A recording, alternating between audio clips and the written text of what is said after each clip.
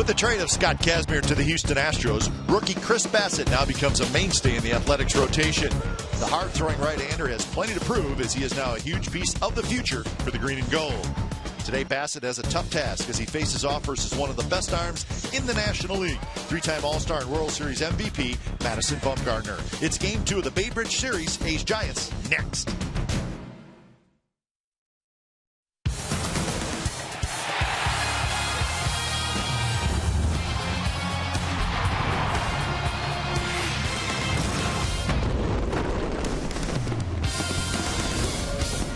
We're at AT Park in San Francisco for Game 2 of this series. The pitching matchup, the youngster Chris Bassitt for the Athletics, and it's the left-hander Madison Bumgarner who's going to pitch for the Giants. Last night, the A's lose 9-3, so they'll try to bounce back this afternoon, and they'll have to do it against that big left-hander. So it's the A's and the Giants. Interleague baseball from San Francisco coming up on Comcast Sportsnet, California.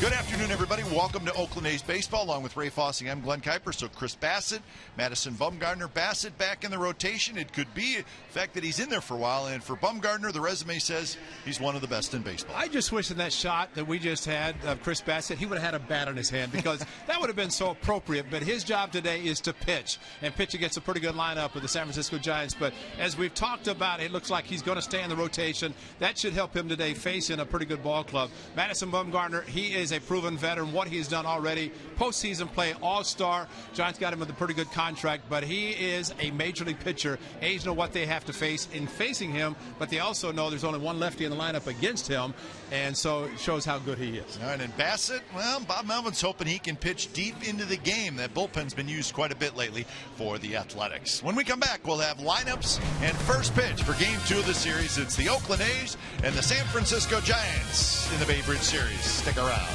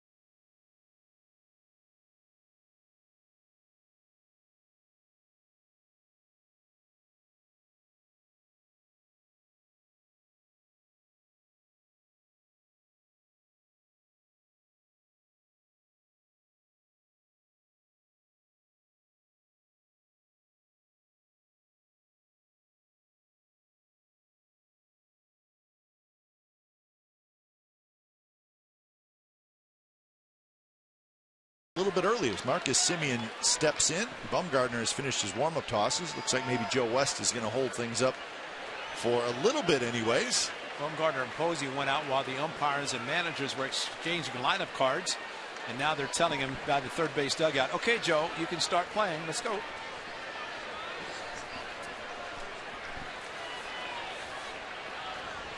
So Bumgarner's ready. So is Marcus Semien. And the first pitch of the ball game is just a bit high. So 105 first pitch from AT Park. We'll give you the rest of the A's lineup in just a moment. And there's a shot deep, and it is foul. Wow. Right down the left field line, and it could not have been fouled by a lot. Bumgarner going with a fastball inside, and probably one of his better pitches. Marcus Semien leading off, and Billy Burns not in the lineup today, obviously, as that ball just to the left of the foul pole, and distance was there at the 339-foot mark, but would have been a nice sound to hear it hit the foul pole. Boing! Home run. So the count even at 1-1. And that one missed outside. 2-1. He doesn't get that one. That would be good for the A's hitters. There's the veteran Joe West behind the plate.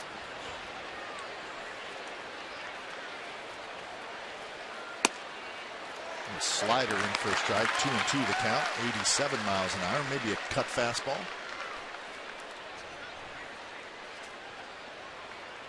Bumgarner looking for his 11th win of the year. 2-2 pitch. Swing and a miss on a pitch in the dirt. And that's how this ball game gets started. A swinging strikeout, one away. Game time weather for today presented by the Santa Cruz Beach Boardwalk. Get to the beach. The admission-free boardwalk is now open daily. 61 degrees, cloudy skies. We're starting to see just a little bit of sunshine. See if the clouds move out as the afternoon goes on. But all in all, a pretty comfortable day for baseball. Humidity is pretty much non-existent, which is nice. Laurie goes after the first pitch. Skies one, shallow right center, long run for Hunter Pence, and Hunter Pence makes the catch. So he had to go a long ways, but he grabbed it. It's the A's lineup for today. You saw Semien, you saw Laurie, then it's Zobrist, Butler, Smolinski, Fegley, Canna, Fuld, and the pitcher Bassett. Addison Bumgarner, 10-game winner, and of course all the accolades, very deserving way he has pitched, and he is the ace of this staff. And 20th start for the left-hander, 2-4 seam fastball with a cutter, so 3 different types of fastballs, curveball and a changeup. Curveball striking out Marcus Semien, a pitch in the dirt. And here's Zobrist, who takes the fastball a little up and away.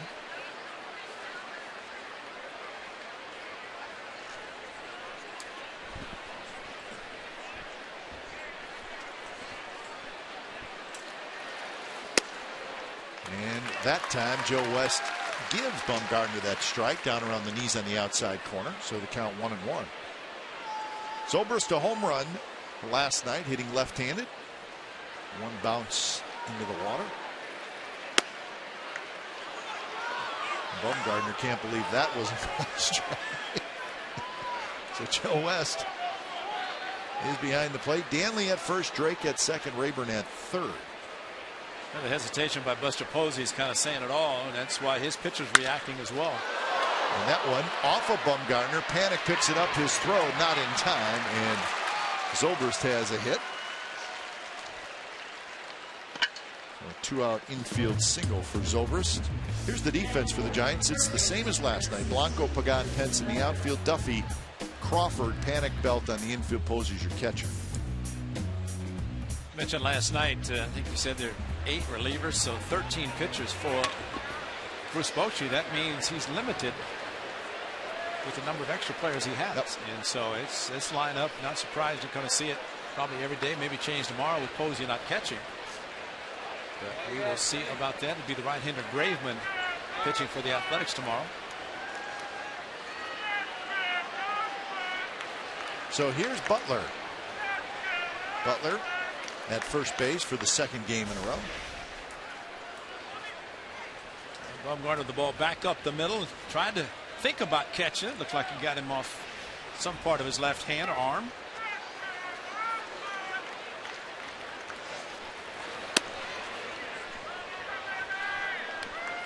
So 1-0 the count to Butler. Butler with 3 hits and a run scored last night. He's had 3 runs on 8 hits last night. They had a double and a home run. There's the strike.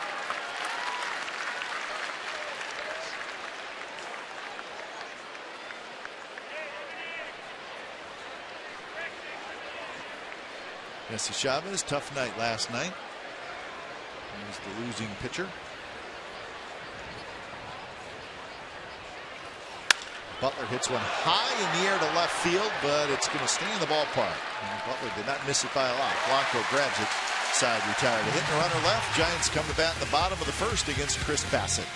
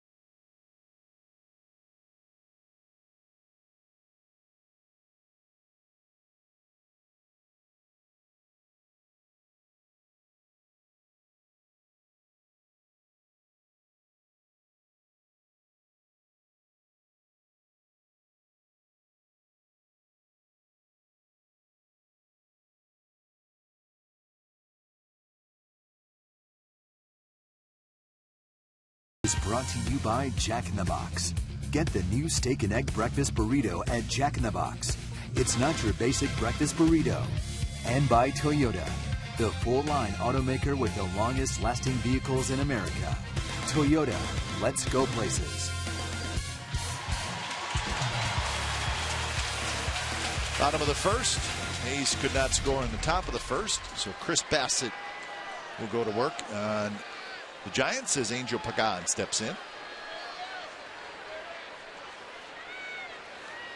First pitch, Bassett to Pagan. He lofts it high and foul down left field.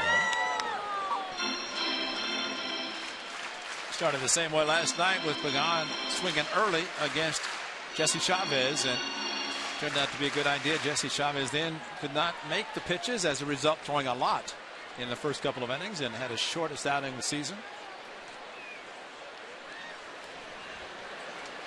Way outside, not close.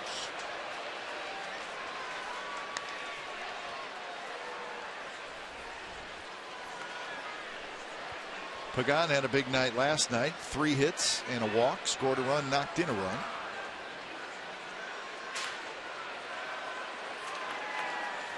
Outfield shifted slightly toward left center, not a lot. Pagan takes low, 2-1. So Chris Bassett, a chance to stick in the rotation for a while with Kazmir gone, Hahn on the disabled list. 5 appearances out of the bullpen for Bassett before being optioned to AAA, and back and forth. Sonny Gray missed a couple of starts, filled in for him. And came back, pitched against Cleveland, went back, and now back again. So he's had that roller coaster ride. It's not Sacramento anymore, where you take the drive up I-80. It's getting on a plane and going to Nashville, or wherever Nashville happens to be playing. So pretty good chance that Bob Melvin, as he said, gives him a chance, Bassett that is, to stay in the rotation, pitch, so he's not, doesn't have somebody looking over his shoulder wondering how well he's going to do and whether he's going to stay in the rotation or not.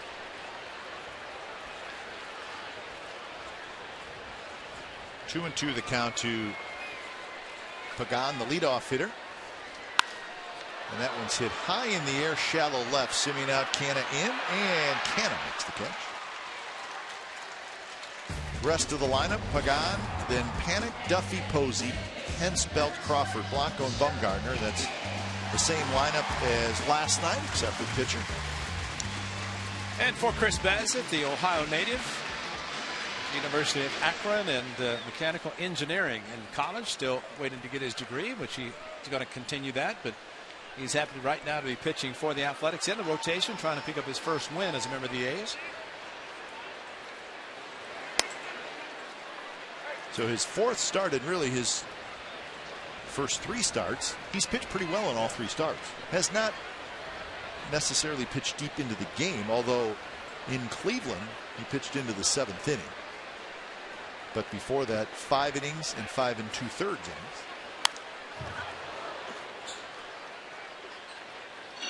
And here are those numbers in for Bassett when he was out of the bullpen initially. And he actually said he likes pitching out of the bullpen, but the A's right now probably want to see him in the rotation. He's 26, and I'd say rotation would be a pretty good job for him.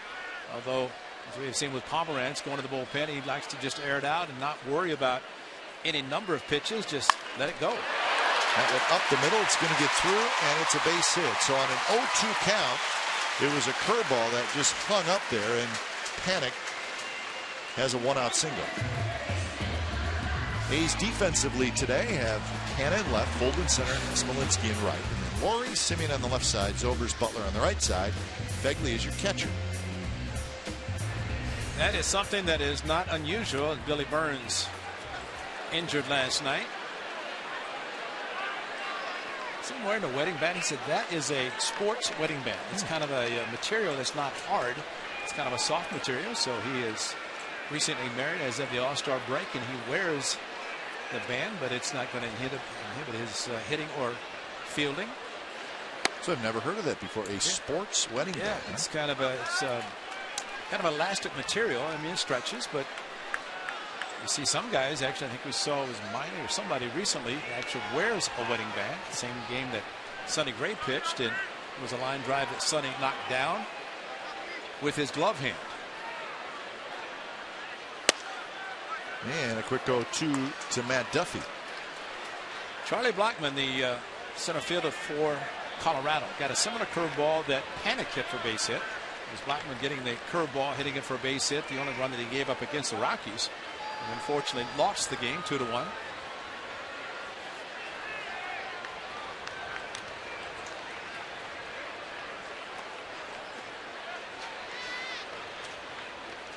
We saw a lot of 2-strike hits last night from the Giants. Too many. Too many.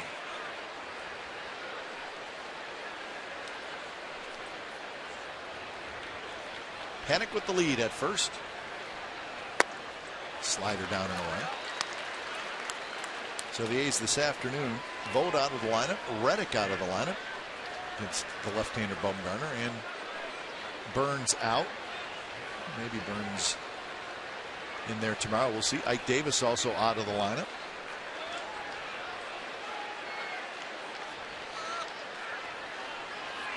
One-two pitch is lined. Butler dropped it, picked it up, and they'll get the out at second. Duffy safe at first. So fielder's choice, 2 outs. This is the play where Burns got hurt. Not a lot of explanation is needed, and he was in a lot of pain. Had a runner at third and hit a hard ground ball to first base that ended up grounding out, went the outfield and shut it down, not only for last night but today as well. So he is feeling a little bit better, and Bob Melvin said, you know what, maybe tomorrow. So here's Posey, cleanup hitter, 2 outs, Duffy at first.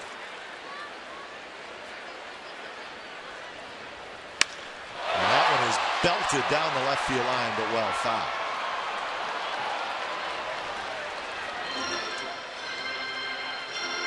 A hot hitter, and you got to be careful with this guy.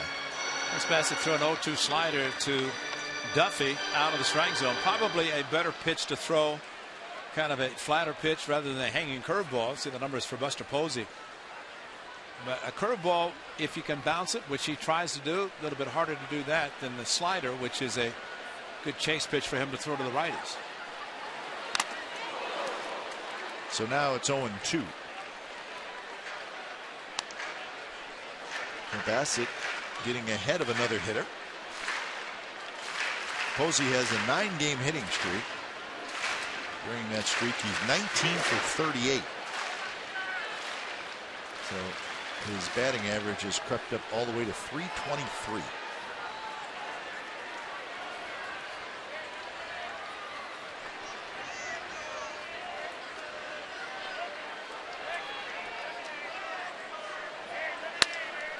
And that one is just foul. Posey reached for it.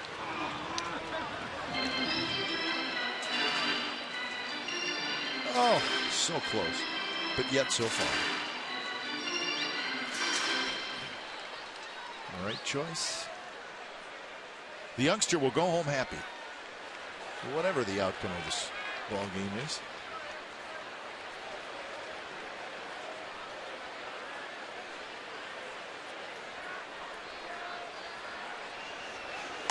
And a high fastball, and Posey chased it. And that's a strikeout to end the bottom of the first. No score after one from AT&T Park.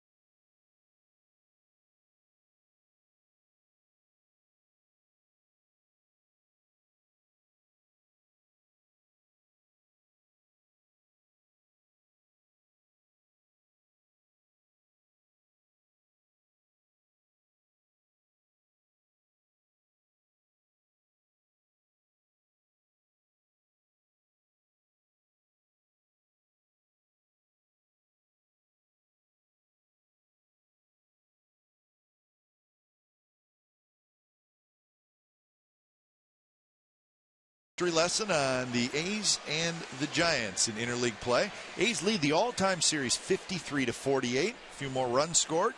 Giants have hit more home runs. The pitching numbers favoring the Athletics, as this has been going on now since 1997.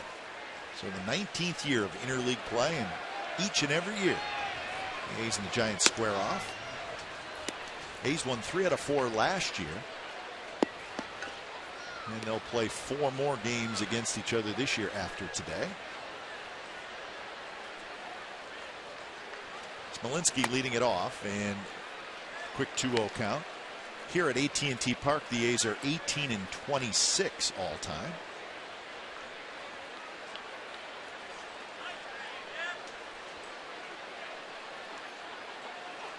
Nobody knew what to think about interleague play when it started back in 1997. It's not going anywhere. And I always thought there are 3 cities that stand out: New York, Chicago, and the Bay Area, because you have National and American League teams in both areas.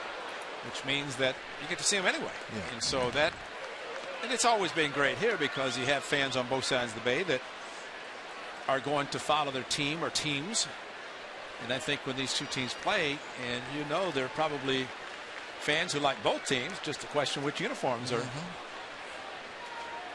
jerseys and caps they're going to put on. Maybe that's why the Andy Dolich split cap still exists. Andy's creation. That's right. 3-2 now to Smolinski. He'll be followed by Fegley and Canna here in the second inning. No score. But they've had some exciting moments. Both teams have had walk-offs.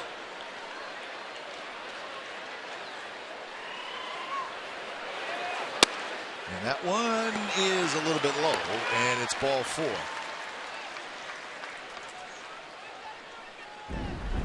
Well, this wasn't Interleague. This was for all the marbles. 1989 when the Athletics swept the Giants in the World Series. That was the final out.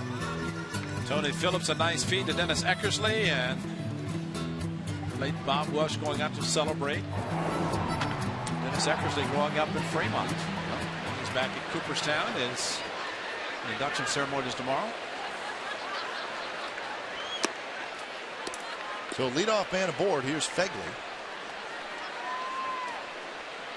Fegley hitting in the 6th spot today. 275, 6 homers, 22 RBIs.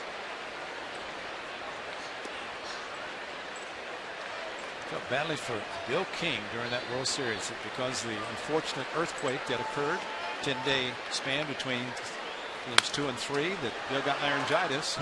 Could not broadcast games 3 and 4. So great Lon Simmons, who just passed away on Easter Sunday, broadcast both games.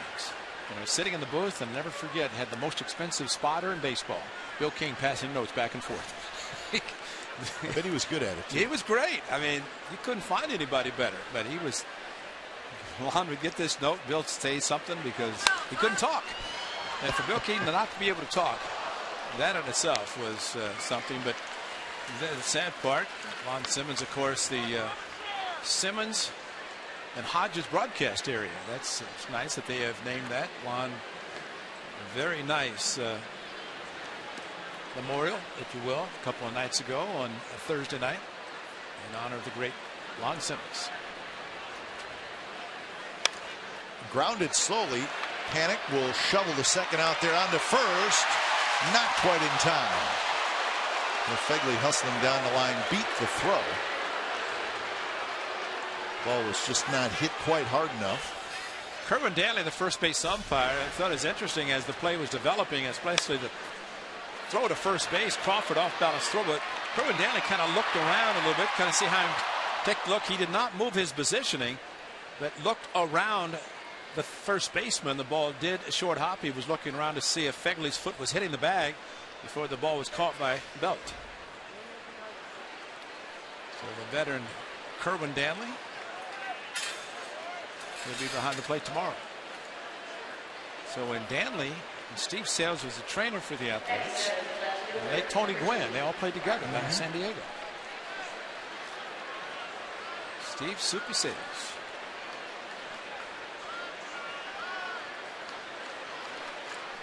So here's Canna, 1 out. And Fegley now the runner at first. Yeah, Bill King, he was, listen, I mean, let's not beat around the bush. He was not a big Giants fan. He just didn't He knew all the numbers. He just did not care much for the orange and black. Well, he didn't like interleague play. He would not travel to the cities. He didn't go to Chicago, Wrigley Field, and Busch Stadium, St. Louis on the same week trip back a few years back. We wanted him to go, and he said no.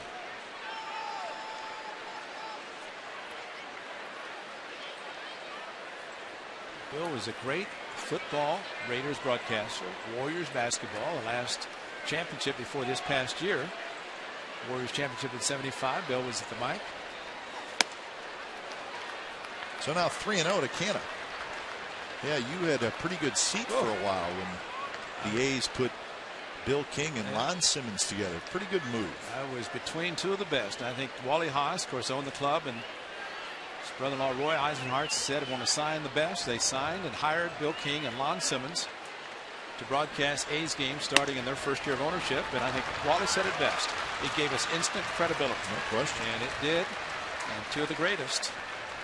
And yes, I was fortunate to sit between them.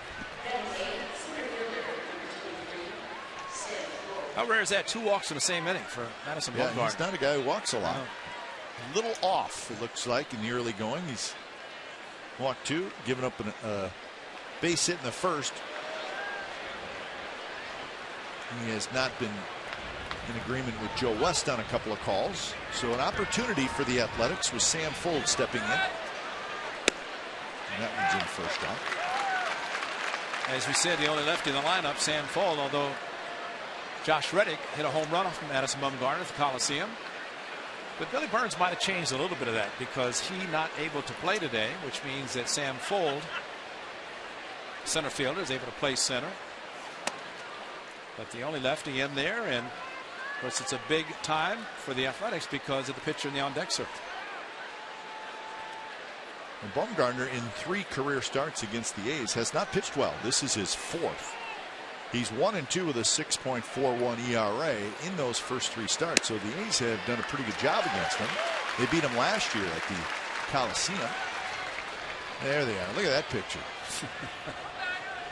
I was honored. That is. Did you give me tickets to the show? Oh, man. Gun show. Very fancy. And Bumgarner is not happy, and that's not going to work with Joe West. No. I mean, that may have been a pretty good pitch, but Joe West will squeeze you even more. Curveball, and I'm sure Joe said it went around the plate. And we always talk about umpires on the inside corner are always more critical in that pitch than ones outside. Bumgarner doing a good job of kind of quick pitching. He does not waste a lot of time. Slider and Fuld chased it. So that's the second strikeout, and that's the second out. Well, the first one front door, this one going outside, and Sam Fuld, no contact, unfortunately. And the problem there is that Chris Bassett, closest he came to putting a bat in his hand when he got on the bus this morning at the Coliseum, a couple of bats to bring over for this contest this afternoon. He lifted them and put them in a bat bag? That's it. No, he actually carried him on the bus, I guess, to get the good feel, because 7 years since he last hit, and that was in high school in Ohio. So there's the 3 starts. Again, all in Oakland as well. So first time he's faced the A's here in this ballpark. And he jumps ahead of Bassett 0-2. He should ask for the baseball. He made contact. He's actually looking to see where it went. No, he said he wanted to put it in play, right? Yeah. Well, he's been bragging that he's going to take Bumgarner deep. That's not a good thing to brag about, especially if Bumgarner finds out about it, because this curveball that he's going to get in the dirt probably is one he's going to just flail at. And if you follow baseball highlights, you can. Bumgarner can be a little ornery on the mound at times. He's actually hit a couple home runs. He's a good hitter. So 1-2 the count. Fegley at second, Canna at first. And that one right there, strike 3 call. So the A's strand a pair, bottom of the second coming up. It'll be Pence, Belton, Crawford, no score.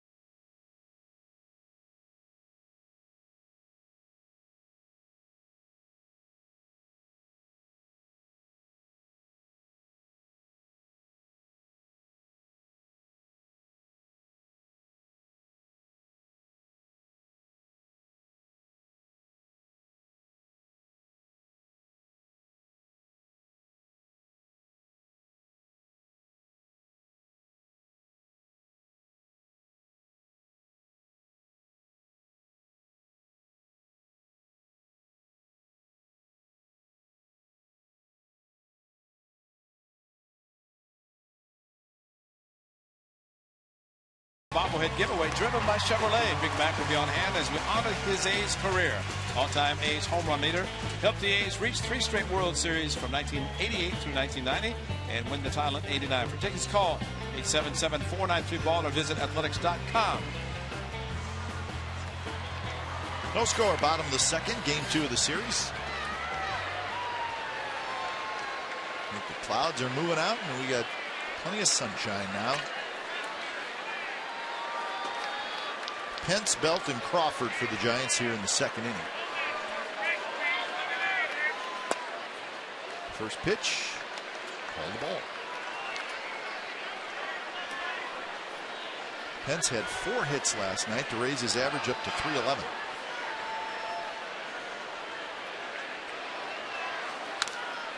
Rolls that one foul. 2 doubles and a couple of RBIs.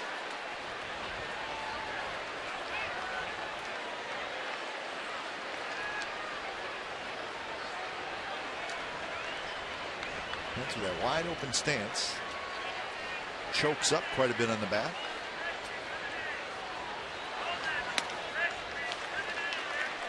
And he looks like he really is thinking, I want to put a dent in this baseball. There's a pant legs up higher than anybody. Above the knees, not below the knees, but hard hit ball foul. Hang on. It's a big pitch now for Chris Bassett because last night Hunter Pence, the 4 hits all coming with 2 strikes, and that's not even a ball dude. I guess it's a young ball dude, but that. It's a hyperextended knee. That's what that is. Oof. Curve, strike 3 call. Grab the inside corner. Oh, that's a great shot of a knee buckler. That probably is the best knee buckling curve I've ever seen. Watch Hunter Pence. Buckle. Oh! I mean, that's kind of funny. Watch this. Oh, that's a double knee buckler. And he couldn't pull the trigger, and that's one there'd be a few imitations, I'm sure, of that. If you dare do it to one of the most popular guys on the team. Belt swings at the first pitch, fouls it to the screen. So a couple of strikeouts for Bassett. And something we talked about on the pregame show was the importance of Bassett pitching deep into this game, with the bullpen being used quite a bit the last couple days. I'm sure he's aware of it.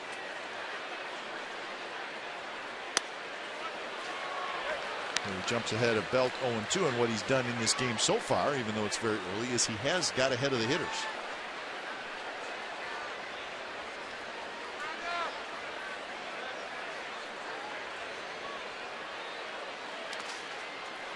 Two now to Belt, who's hitting .277 with 10 homers and 40 RBIs, and he had 2 hits and 3 RBIs last night. Giants had 17 hits last night.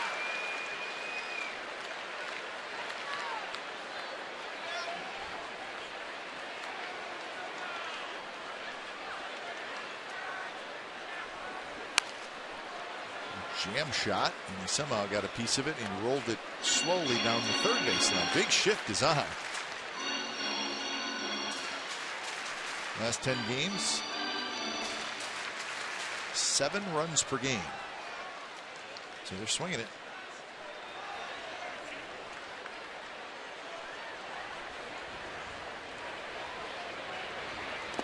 Belt lays off. Overall, the Giants are now leading the National League in runs scored. 420 runs they have scored.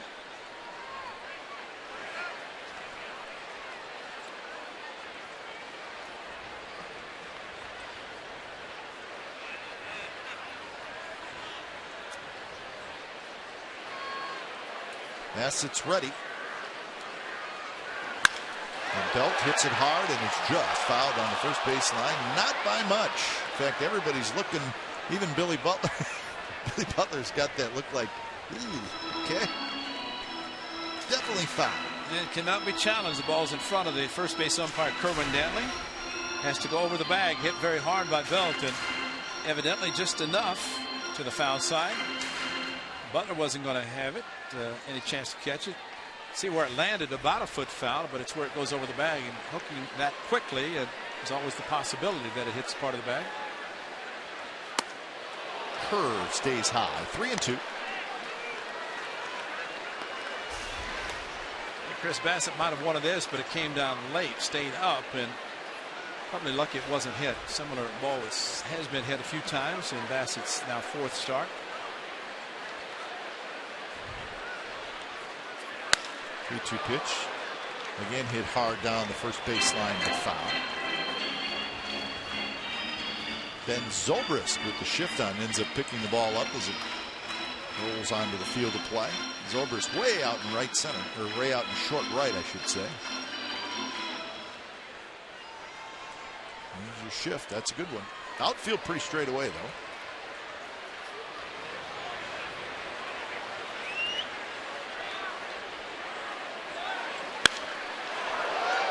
And the count stays 2-2, or stays 3-2. Bassitt likes to throw his cut fastball, and down and into Belt. Those are the two that he's fouled down the first baseline sharply.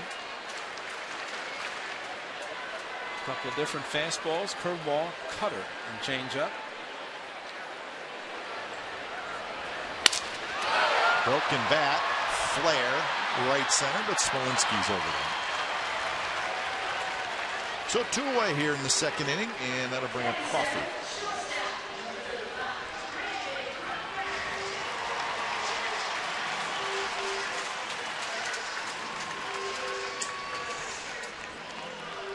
Crawford hitting in the 7th spot. And he has the 9th most RBIs in the National League. 14 homers, 59 RBIs.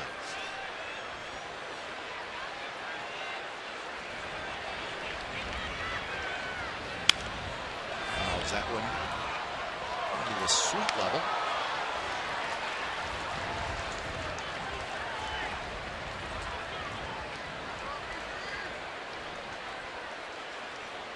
.265 the average for Crawford.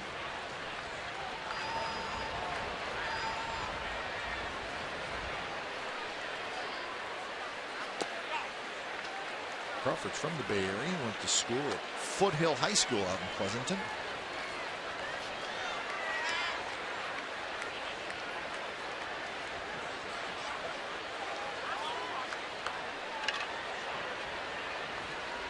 Bassitt shakes again. Now he's ready. Swinging and a miss, 1-2. Kegley has caught Bassitt now 3 of his 4 starts, and one in Cleveland that was caught by Stephen Bolt. Backdoor cut fastball, and pretty good pitch to hit.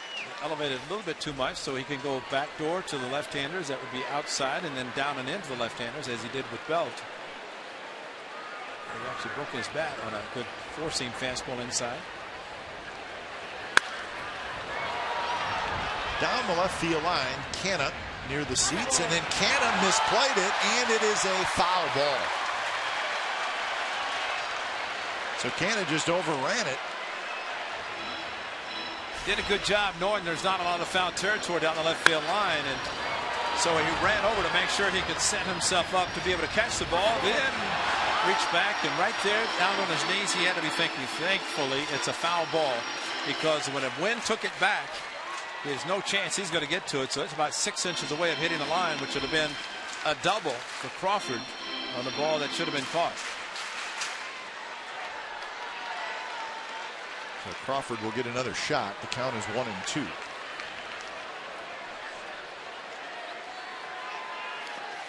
A breaking ball stays low and in the dirt.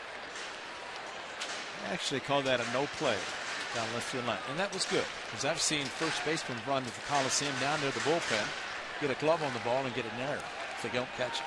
I mean, that was a tough play, and if he catches it, it's a great play, but you can't penalize him for not making it. Yeah, he ran a long way.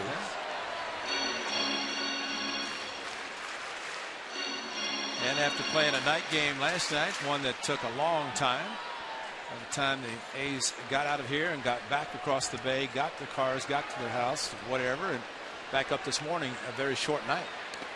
in the dirt. Yeah, what was it? 3:25 was time of game last night. Got on the team bus. Chris Bassett was on. I said, "Why are you here?" And he said, "I left my things at the Coliseum and I couldn't get back inside." So he had to wait until the bus after the game went. And then early this morning he's on the bus again. He didn't get a lot of sleep. I hope he doesn't need a lot because he's pitching. He can sleep and so far pitching well. So Crawford grounds out. It's a 3-up, 3-down inning for Bassett. No score after 2.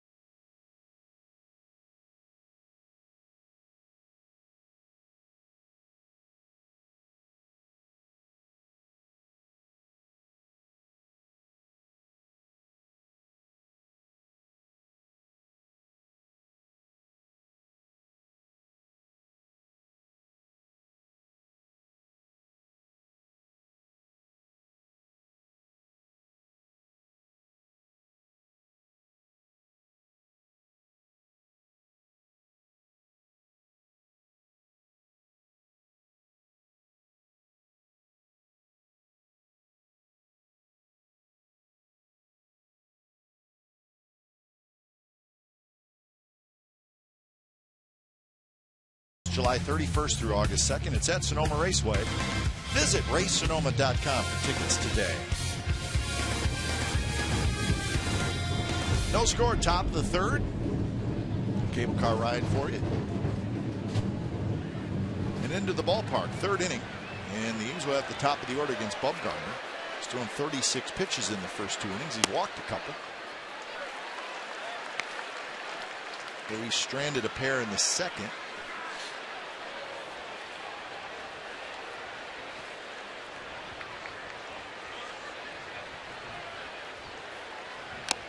Swing and a miss, and it's 0-2. 3 strikeouts and the 2 walks for Bumgarner so far.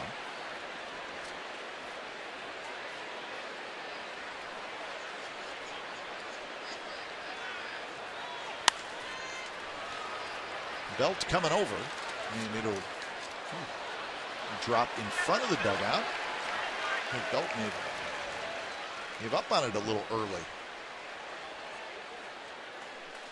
Looked like it was headed into the dugout, but it did not bounce in the dugout. It bounced right next to the steps.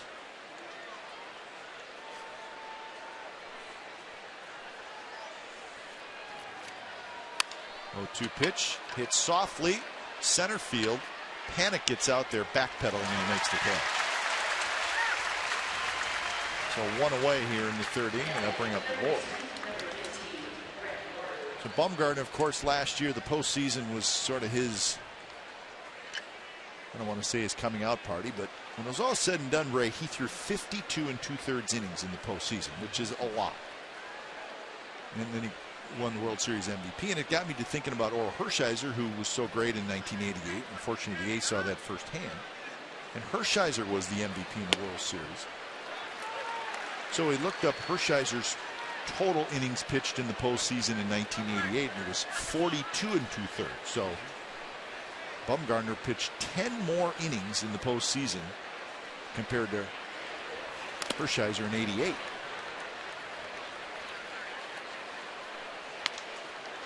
He gave up 6 earned runs in 52 2/3 innings in the postseason last year.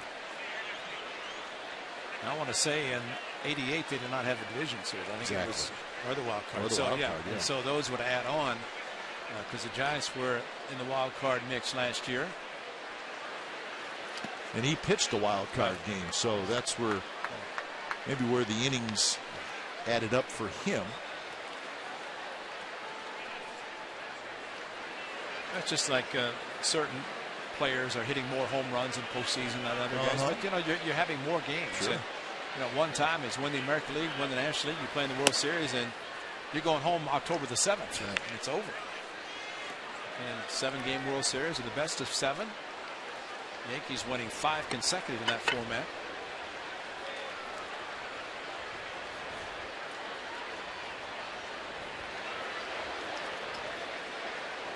Two and 2 to Laurie, hitting in the second spot today.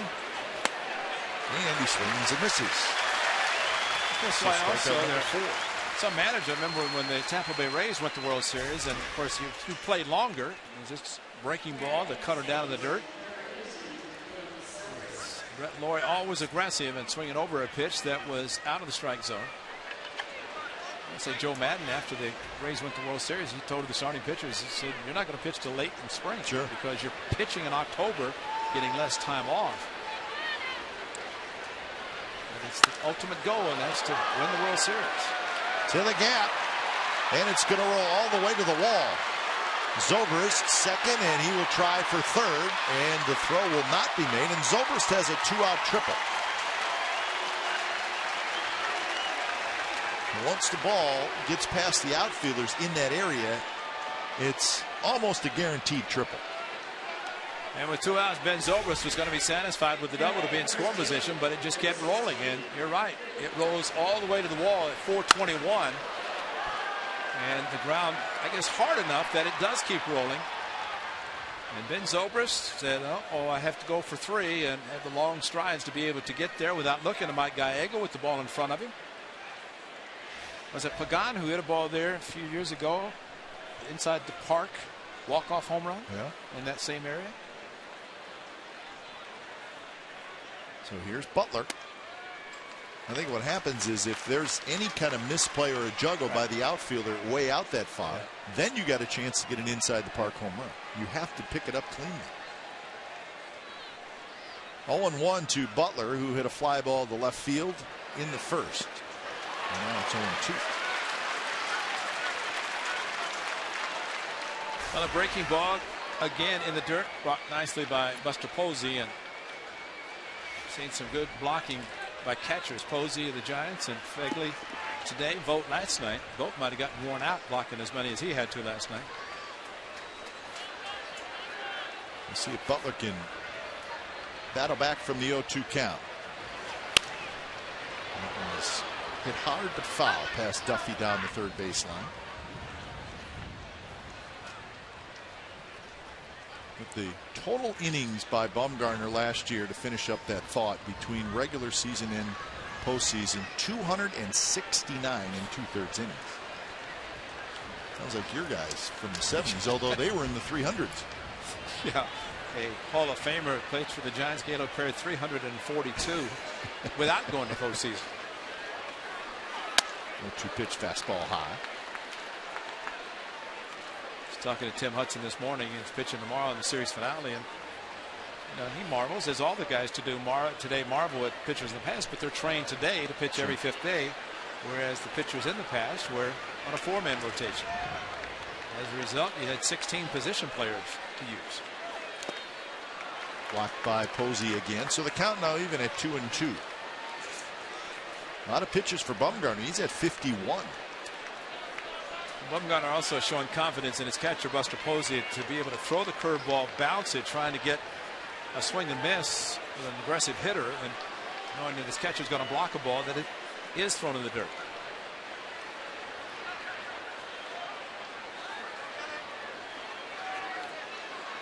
Zobrist at third, and that one's hit in the air.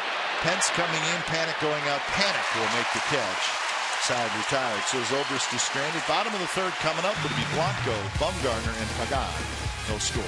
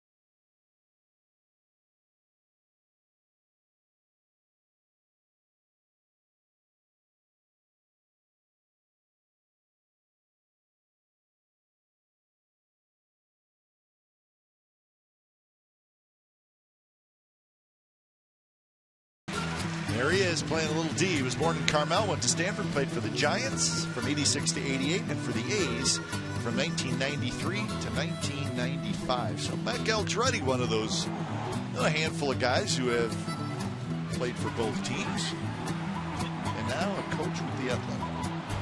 Good all-around guy, Matt Galtretti. Is it still on tape? Oh, it's real life, isn't it? No, that's Blanco. There's Aldo. And he's happy to be able to travel down to Carmel Valley and spend time at home. And he's there often. Why not? 2-0 to Blanco. Blanco, Bumgarner, Pagan here in the bottom of the third. No score. Bassett, a good first 2 innings.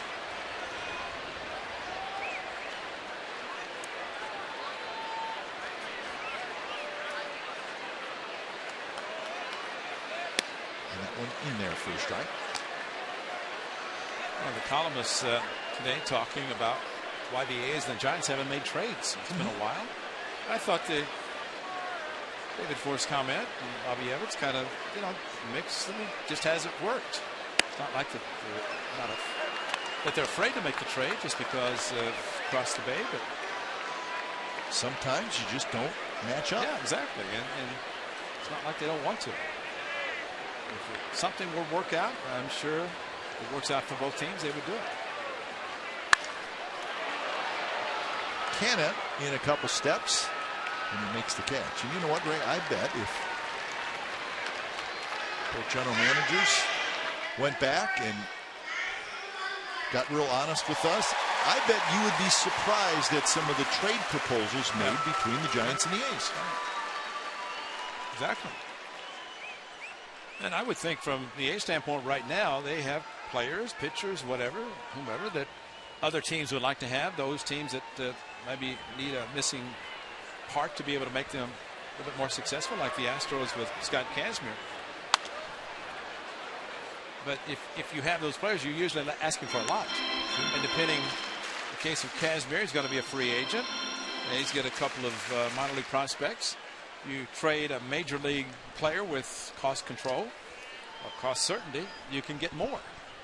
But it all depends on the type of player you are trying to trade. And you think, I mean, how often do the Mets and the Yankees trade? And how often do the Dodgers and the Angels trade? Well, they made a three-way trade last year with the Marlins.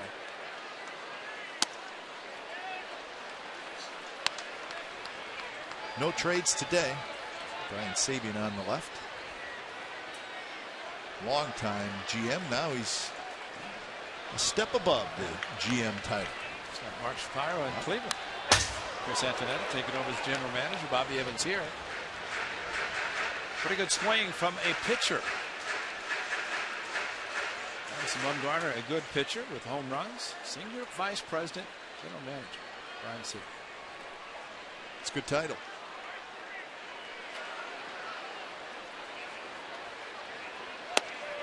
Good pitch. Call the ball. Boy, that's. If he had called him out on that, Bumgarner might not have lasted. Pretty good take by a pitcher. Be a good take by a position player. And he can hit. 10 for 41 this year with a couple of home runs. He does that commercial where he's chopping wood, so I hope he can hit.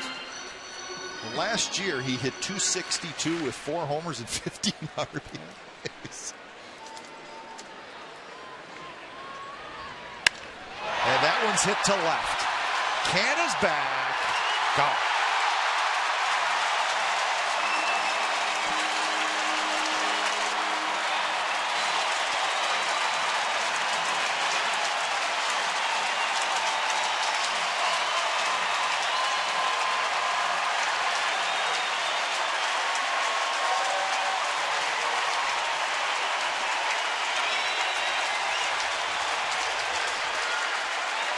3-2 fastball, and after the slider missed, he came back and challenged him. And from a pitcher to do this, and you figure Chris Bassett, who took a fastball down the middle for strike 3 and his first and only at bat in Major League Baseball, and then he has to pitch to a pitcher who has the ability to do that.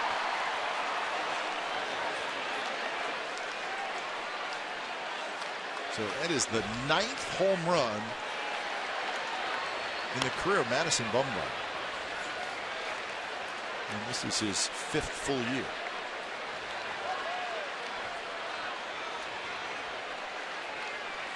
So now to the top of the order, Giants have a 1-0 lead. And what you hope doesn't happen here, Ray, you don't want that to unnerve Bassett a little bit.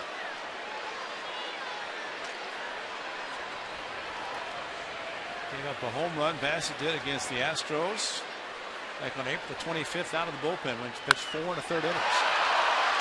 Fold racing back, still going back, and near the wall he makes the catch. What a play by Sam Fold. Oh, he had to get back, and he had to get back in a hurry. Big yard, straightaway center, almost 400 feet, and Sam Fold, a center fielder by trade, able to get to the ball, track it down. Probably would not have been playing that shallow or that deep, if you will, if it were Madison Bumgarner who pulled the ball in the seats. And Bumgarner, who was vying for his first home run. I'm sure Bumgarner's letting him know, I have 3, you don't have any. Yep. Inside to Joe Panik. Panik had a base hit in the 1st inning. But for Chris Bassett, that's the first home run he's given up to anybody as a starting pitcher for the A's, and happened to be an opposing pitcher.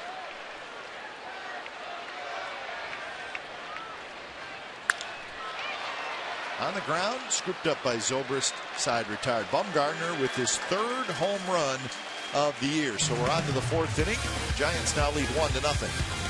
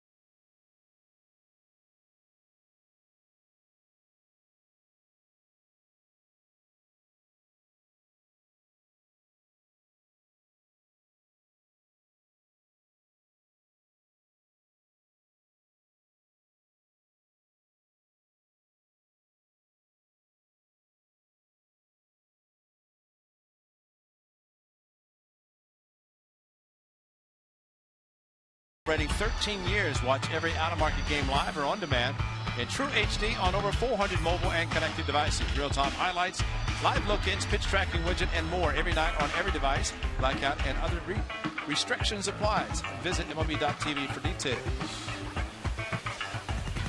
Could head to Cooperstown this weekend. You better get there, though. We're running out of time.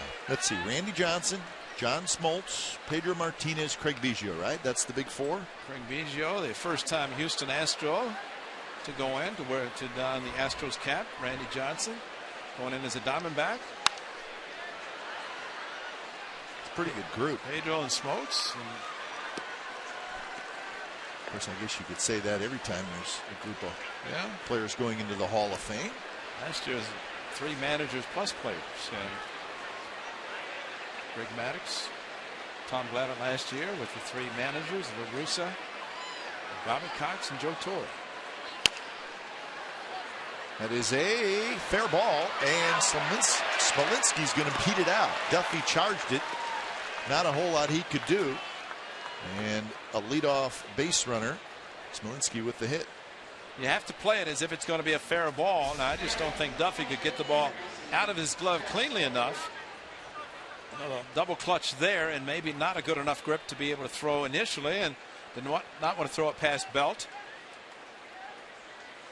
But it was interesting because when he caught it, he was in foul territory. Usually an umpire like that would yell because he can't see the umpire behind. He makes the call once the ball passes the bag. So here's Fegley. First pitch is inside. Fegley reached on a fielder's choice in the second inning. 3rd hit for the A's.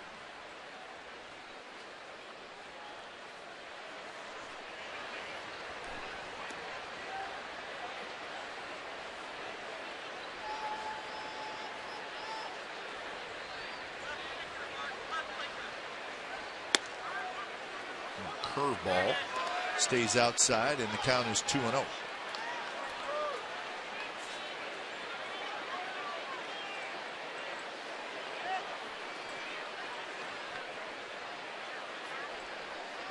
He's got their leadoff man on in the second, and he put a couple of runners on but could not score.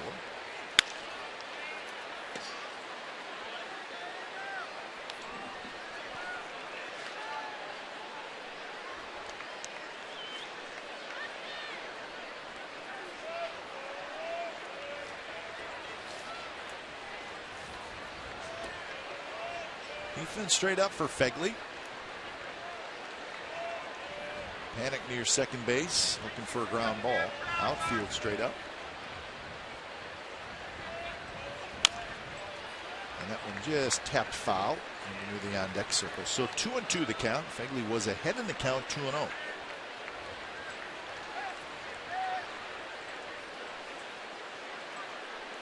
The breeze has picked up a little bit. Blowing out toward right center.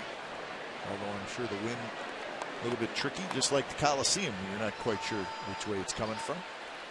Especially when you throw up grass and it goes different directions. Yeah, that's not a good sign for an outfield. Full count.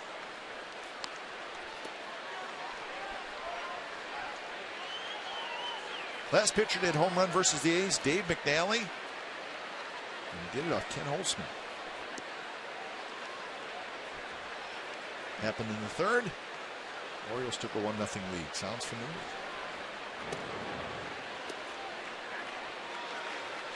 Madison Bumgarner has a very, very slow, or at least a deliberate kind of a pause, and it's almost a nice rhythm that he gets into with runners on base, that he comes up in a set position just long enough to not have a balk called, but keeps it going. Yeah, it's almost like he sort of stops, but it's a real slow movement. Right, and it's just enough that because you have to come to a set position, otherwise it's called a balk. You just cannot come up and continue the motion out of the stretch with somebody on base. There's that Pomeranz who pitched out of the stretch from the beginning as a starter, and nobody on base can do that. Relievers can do it. Runner goes, and that one's lined, headed for the left field corner. It's fair. Blanco picks it up. They're going to wave home Smolinski, and he's going to make it, and this ball game is tied. So Fegley doubles into the left field corner to knock in a run.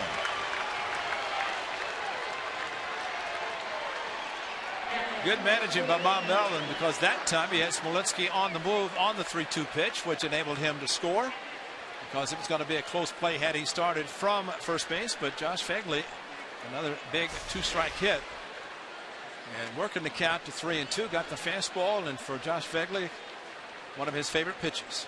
Down on the corner, it came back quickly to Blanco in left field. And like Duffy, really Crawford could not get a good grip on the baseball either. Canna hits one to left. Blanco settles underneath it, and then he's got it, 1 out. Well, that's when you have to be patient. And Mark Canna's hit 8 home runs, all against right-handers, and that time too aggressive on a first pitch from Bumgarner. Bumgarner wanted him to do exactly that. Nobody outrunner at second. And Smolinski on the move, looking back, saw the ball down in the corner so he could turn it on and know that he's going to be sent by Mike Gallego. And he was, and no play at the plate. So Mark Canna, a little more patient, and try to hit the ball to the right side to get a runner in third and less than 2 outs. So here's Fold, and the Fold at bat becomes important because of Bassett, the pitcher, in the on-deck circle. That's what I was thinking about. If Canna had gotten Fegley over to third, then it would put the emphasis on the bat just a little bit more. It's important anyway, because as was the case last time this happened, both Fold and the pitcher Bassett struck out. So 0-2 to Fold, who struck out swinging in the second inning.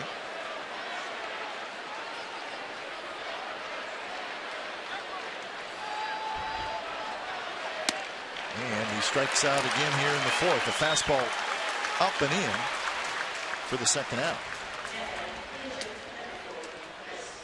Well, Sam trying to expand a little bit to try to get the runner in.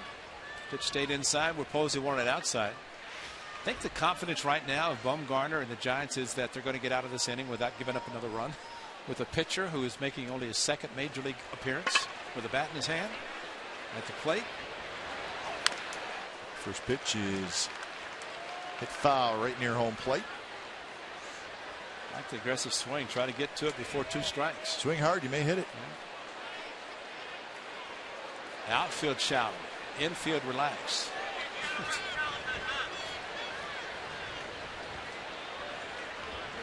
Bumgarner now with 5 strikeouts.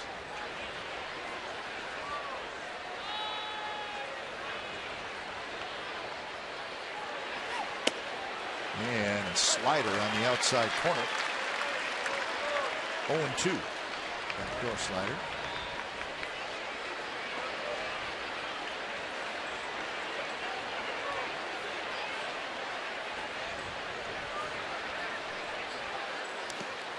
Blocked by Posey. I was talking to Jake Peavy this morning about his bunt last night and pulling the bat back, getting a base hit. And I said that's one of the biggest difference, where Shabby was trying to bunt last night and did because Peavy fell down. But Peavy said, I was in the American League for 5 years. I dealt with the same thing, because you go time without working on bunting and hitting. Now he's back to the National League where he has to, and he did it quite well last night. Fastball inside, and now it's 2-2.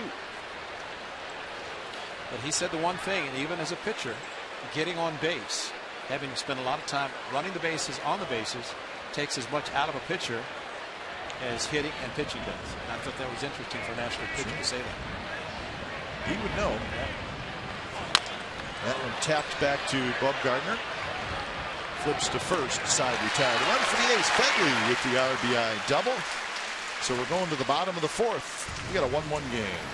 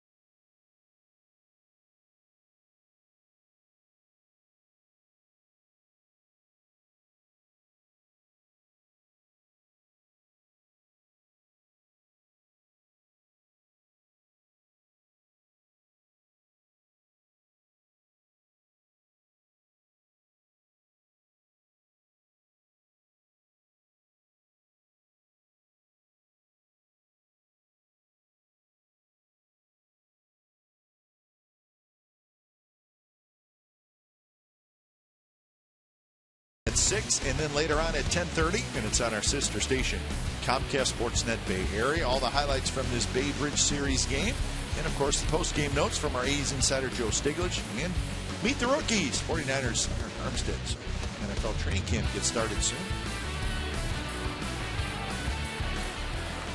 So the sun's out. Use the foam finger for a little shade. 1-1 game, bottom of the 4th. So it'll be Duffy, Posey, and Pence.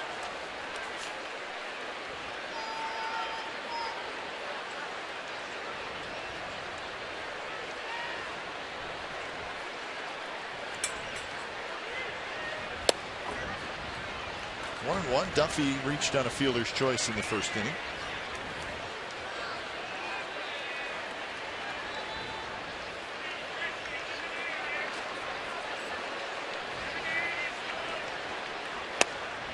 Good pitch right on the outside corner.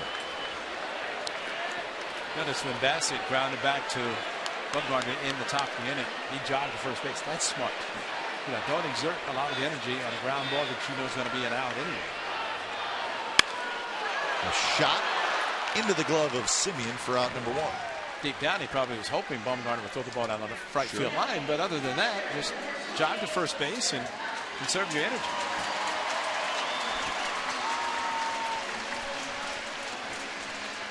So Posey will hit with 1 out.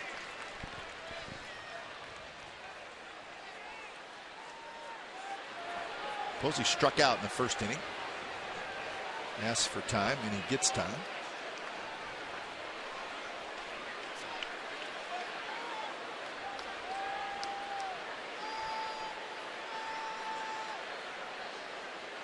First pitch breaking ball, just a bit outside.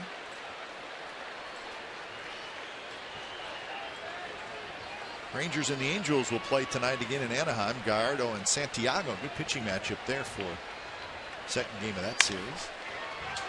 Laurie scoops, straightens up, 2 outs. One of the other guys named Santiago Casillas on the Giants, and former Athletic, as was the starting pitcher from Tim Hudson. But they signed, they were not traded, so a little bit different in how they became Giants and having played on both teams. Been a few, but not many, mostly in the past, who played on both the teams in the Bay Area. That's Barry Zito, the most recent, probably. Well, the Rangers won last night 4-2 over the Angels. First pitch to Hunter Pence is in for a strike. Astros and the Royals will get started in a couple of hours. Feldman and Duffy in Kansas City. Good pitch, outside corner, 0-2. Angels and the Astros tied for first in the AL West. Astros have won 5 in a row.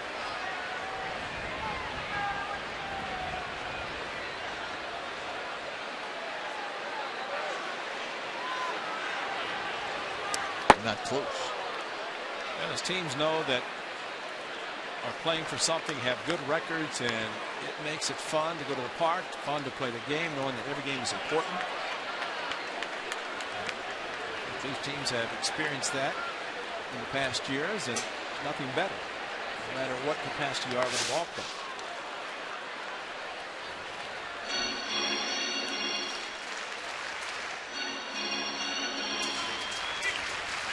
It was that way in that stretch for the A's from 2000 to 2003 when they went to the postseason 4 years in a row. Giants win 3 of those 4 years. So that was a good run in the Bay Area. There's some great teams there. That one down the right field line, hit well, but foul. Into the what they call the arcade level above that high wall in right field.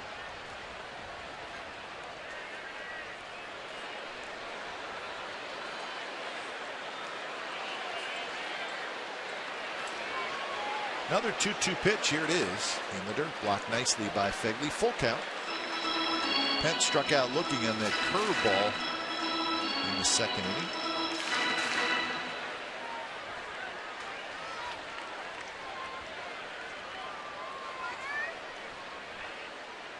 See if he does it again. And it was the curve. It's hit high in the air off the end of the bat. Canna comes in, and he's got it. So 5 in a row retired by Chris Bassitt, and we're headed to the 5th. This game's tied at 1.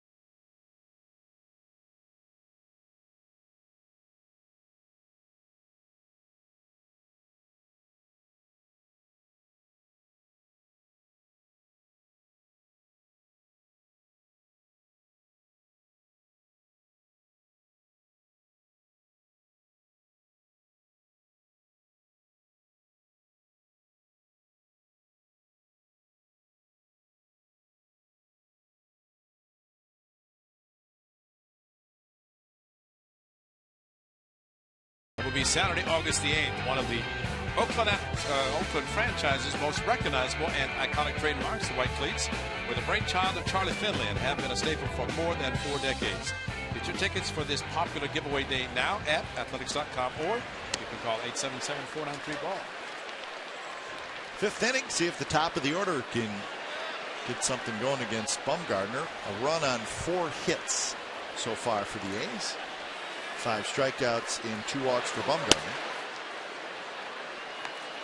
His pitch count is at 73, so he's thrown a lot of pitches in 4 innings.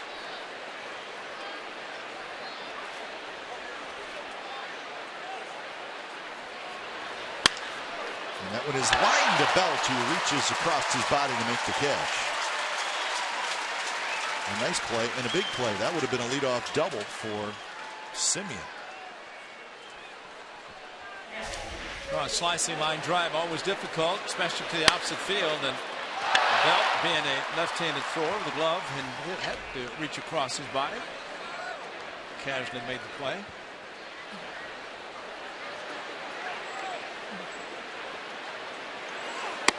First pitch to Laurie is a strike. Giants defensively 4th in the league in team fielding percentage.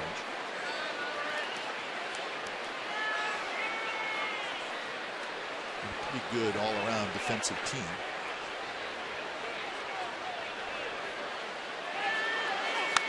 Good swing there by Laurie, but now he's behind in the count 0-2.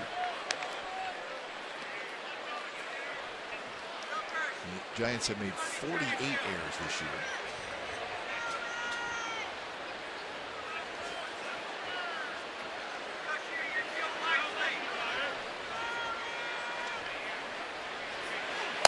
Up and away with an 0-2 pitch. Laurie has hit a fly ball to shallow right, and he has struck out. He is 1 for 6 in the series.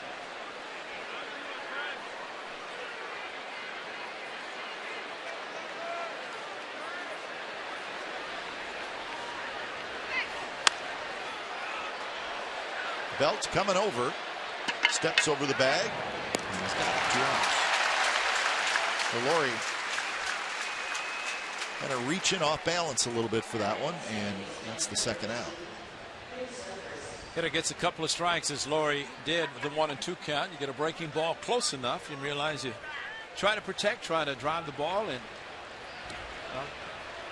very little foul territory here, but still, unlike the Coliseum, ball stayed in play. But what you just said, protect but drive the ball, it's hard to do. Very hard to do. You're just hoping to foul and stay to the point where you get a better pitch to hit, knowing that the one you just popped up, as he did, and probably destroying something downstairs where nobody can see. But better to do it there than let yourself or let everybody see what you're doing. But yeah, if a pitcher makes a good pitch and you're just trying to protect, and some of the great hitters, even Wade Boggs, who could do it as well as anybody, his name comes to mind, just to foul off tough pitches and work in the count to get a pitch that you can like. Line to left, Blanco over, he's not going to get it. Off the wall, and Zobrist with a double. So give him a single, double, and a triple in the first 5 innings. Well, he had his home run last night, which that would complete the cycle if he gets it again today, but did it with 2 outs as he did with the triple the last at bat. So A's will have to come up with a 2-out hit from Billy Butler to try to take the lead. But if Ben Zobrist is being auditioned with a week to go on the trading deadline, he's impressing some people in last night and today. No question.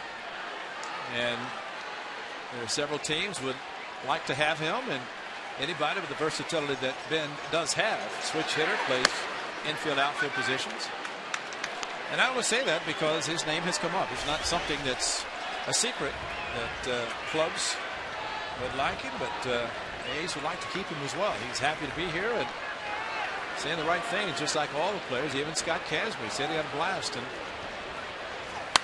I don't know that anybody ever wants to be traded. You have to stay with the club that you start with.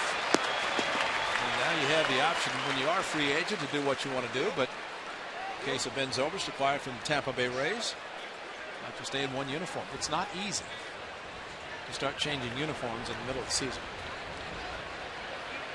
Zobrist had rumors last year at this time. Yes, he did. And for the winter until the A's traded for him. Line drive right into the glove of Duffy. Side retire. That's a tough break for Billy Butler. Would have been a run for the A's. So bottom of the 5th coming up.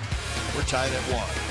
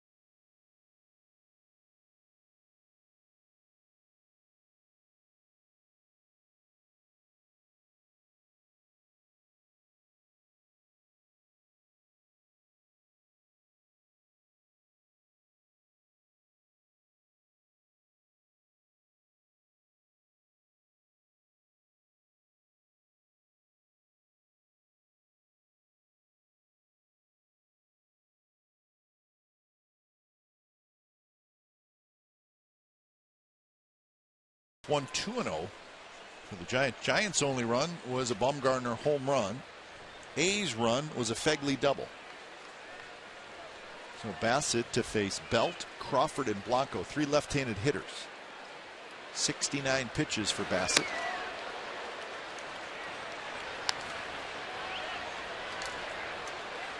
So he's been good so far. He's retired 5 in a row.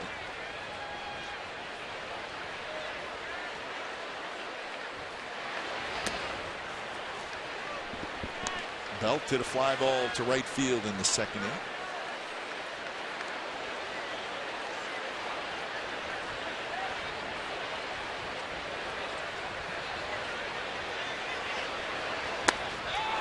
Breaking ball, and it's 1-2. Belt could bunt for a hit if he wanted to. And not a bad thing to do leading off an inning, especially in a 1-1 game, more part of the batting order. Good curveball down and in after it went backdoor with a breaking ball. This might be one of the few games in a National Park where the pitcher is hitting and the pitcher doesn't come out for a pinch hit. In case of Bumgarner, he's a good enough pitcher, hitting pitcher, that Bruce Bochy, if he wants to lead him in because of his pitches, he doesn't have to worry about taking him out of the ball game if runners are on base. Good fastball, 94 miles an hour, and that's the first down. True story brought to you by McDonald's. Remember this? June 29th of 2003. Eric Burns hits for the cycle here at AT Park. And this was the one that got him the cycle. Got a little help. That's right. He'll take it. And that happened in the top of the 9th inning. So he went 5 for 5. He had a single, double, homer, double, triple. Not too bad. And he grew up a Giants fan, so that is even more special for him to do it against the Giants. Hook down the right field line, and it is fair off the base of the wall. Crawford's going to have to hustle. The throw in is there, and he is safe.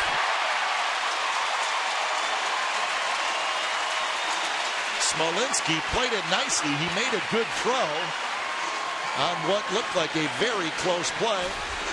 Bob Melvin's going to think about taking a look at this.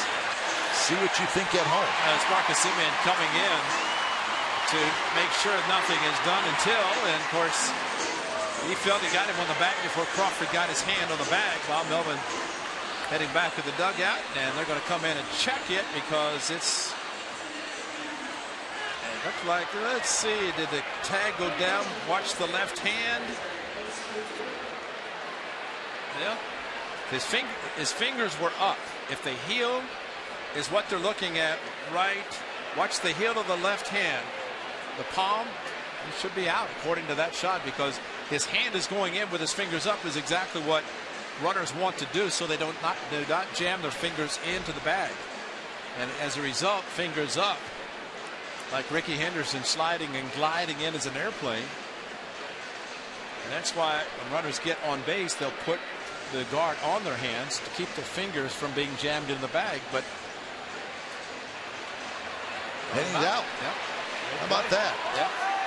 And it was, and guys, you had a great shot because it's the hand. And remember that if a runner is sliding, he does not want to go straight in. If his fingers had been straight in, he would have been safe, but he also might have jammed the fingers. Watch the hand, the left hand. See how the fingers are up, and he tags it. And that's a great shot because he did get him, but Crawford smartly was protecting his fingers by not going straight into the very hard bag. So it goes as a single and then 9-6 on the putout, so 2 outs and a big play. Great throw by Smolinski. Even better care off the wall that he played perfectly, that allowed him to be able to grab the ball and utilize his strong arm and make the play. And Marcus Semien, I feel that as he made the tag, that he got it down before Crawford got there.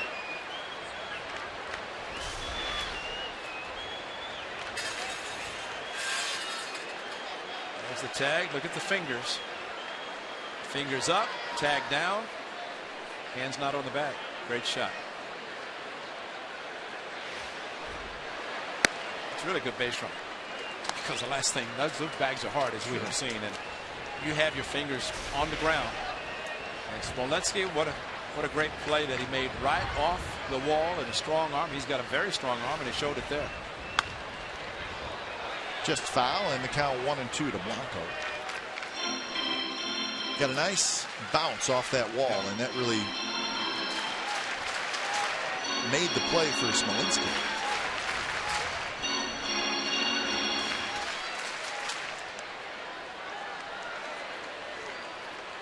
So 1-2. Bumgarner is the on-deck hitter.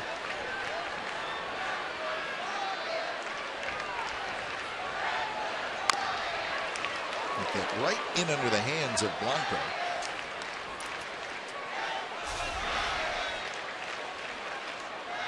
Crawford was looking to throw coming in, and just really a quick tag by Semien, and that really helped it. And umpire right there called him safe, and bang bang, and Adam Roden credit saying he got it. And of course, Marcus Semien also said that, but called up to the video coordinator, who is Adam Roden, to make that call for them to make the challenge. 2-2 to Blanco.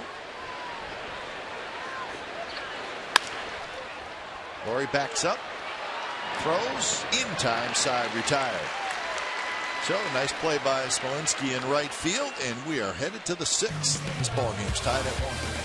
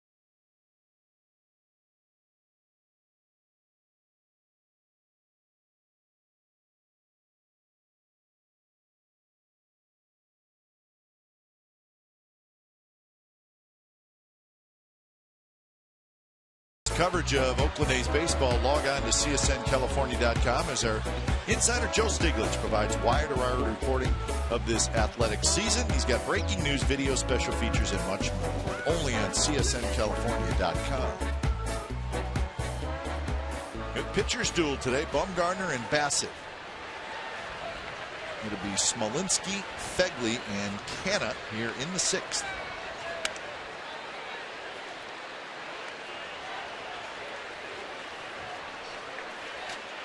Smolinski walked in the 2nd, had an infield hit in the 4th, and he scored the only run for the A's. Panic out, waving everybody off, and he still caught it. Wow. A candlestick moment there. Yes, Smolinski doing the right thing, running hard to second base just because of the way the ball was hit, and also with the infielder going out. Whenever you start putting your hands up saying you got it, well, you better get it because nobody else is going to run you off. And he kept drifting. Pence was there to maybe catch it on the rebound if he dropped it, but a nice play by Panic, who did not panic, evidently. Well, you look out there, Ray, and you see Jersey starting to flap around, and that kind of tells you that the wind has indeed picked up in the last maybe 45 minutes or so. Always going to be a little breezy here. 2-0 to Fegley, reached on a fielder's choice, and then the RBI double. He speaks. See Ty Waller's jersey and the trees in the background blowing. Not throwing the get me over fastball on the 2-0, throwing a good cut fastball. Fegley thinking about doing a lot more with it. Good season for Josh Fegley in a role of kind of a backup, not playing every day. Pence charging in, and Pence makes the catch. So 2 outs.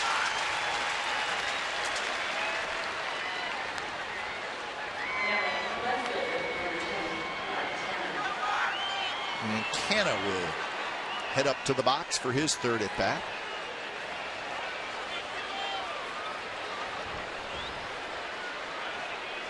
Fernando Rodriguez starts to walk down to the bullpen. Just in case Canna and Fold get on, Bob Melvin would opt to go to a pinch hitter. Might have to be a lefty since all the righties in the lineup. It's only one lefty in Fold. Yeah, you don't want to get a 2-out rally here and then not have a pitcher ready if you need to use a pinch hit. So, and sure, Bob Melvin, Kurt Young told Fernando Rodriguez, just throw easy. Nope. Just throw lightly. He pitched last night, got out of a big jam with a strikeout in the double play, then started the next inning. It's nice to have the familiarity of managing in a National League, for a National League team, as Bob Melvin did with the Diamondbacks. Well, listen, nothing's going to get by Bob Melvin. We've seen that. He's too sharp of a manager. 1-2 the count to Canna. Canna playing left field.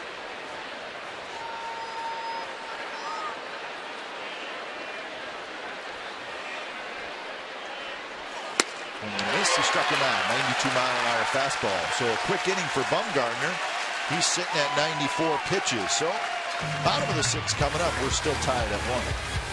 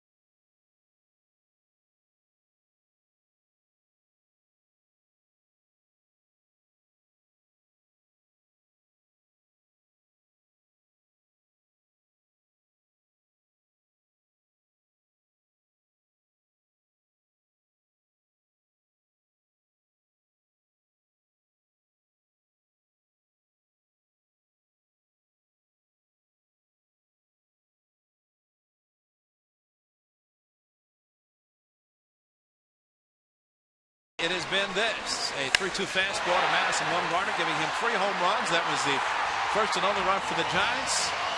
And for the A's, it came back as Josh Fegley, a double down the left field line, scoring Smolinski. And that was it to tie it. And then Chris Bassett, his 4th start, and we think maybe many more as he has struck out 3. How about a good curveball to Hunter Pence, striking him out?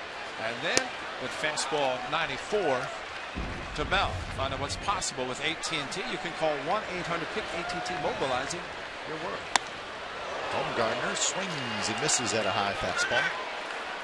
probably a little more emphasis for Chris Bassett in this at bat by Madison Bumgarner than perhaps the first. Good job. First pitch strikes today. I would say we saw Fernando Rodriguez warming up, and Bassett's time was coming up second in the order at the top of the seventh, so he can air it out now because he's probably out of the game after this half inning. At least you would expect that. Good pitch there. Bumgarner knew it was a strike. 1-2. Pagan to follow, then panicked. Good ball game this afternoon. Some pretty good defense. Good pitching.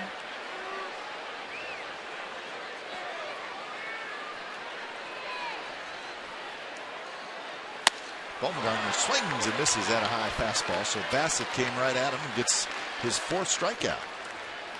Here's a difference of getting ahead or falling behind. He fell behind 3-2, so now here's a challenge fastball, and Bumgarner met the challenge this time. 1-2, elevated the fastball. Bumgarner trying to maybe duplicate what he did his first at bat, did not catch up with a good heater.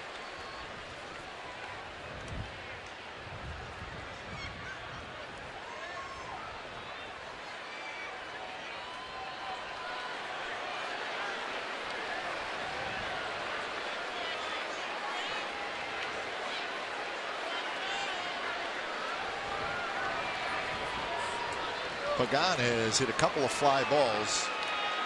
The one in the third inning was to deep center field, and Full made a very nice running catch on the warning track. And that one almost got Pagan. He's got the right leg. If not, maybe he got the right leg of Joe West, the home plate umpire, because it really cut on Fagley away from him. He did a center field shot. It had to have hit somebody. I think it hit Joe. Way off target.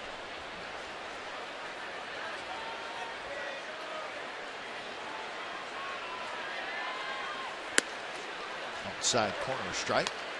So Bassett at 87 pitches. His last two starts, he's thrown 98 in each. But he really has, as I look at my card, Ray, there has not been a runner get to second base except Bumgarner, who ran past second base. And the Giants have not had a runner in scoring position. Smolinski coming in, and he dives and he caught it. Nice play by Jake Smolinski in right field. Jake Smolinski has been very impressive in an athletics uniform. Saw him last year with the Rangers, played well, and this one, you commit, and that ball's to the side, so if it gets by him, it's going to the wall, but take it to the side, no body to block it if you missed it, so he committed. He's done it a few times and made a very nice play. Here's Panic. 1 for 2 today, 1 for 6 with a sacrifice fly in the series. First pitch breaking ball in the first strike.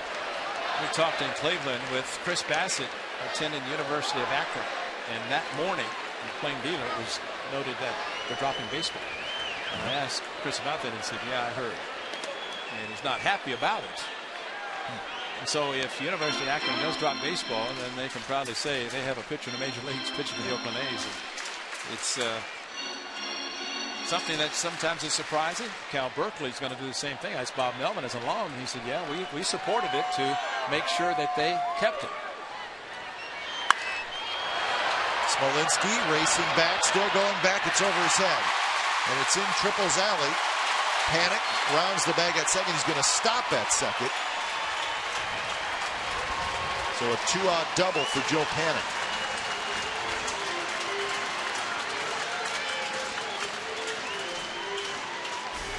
Now there's similar to what Zobrist did, hanging breaking ball, left it up, and Smolinski going after, playing a little bit deeper, so he's able to get to the ball once he got over his head. And Panic, because of 2 outs, tapped it with a double to be in scoring position, where Zobrist had it go to the 421 mark into the corner. And they were playing a little bit more shallow. Smolinski looks like he can go in and go back, which is always great for an outfield. So here's Duffy. So a big spot in the game. Go ahead, run at second, 2 outs.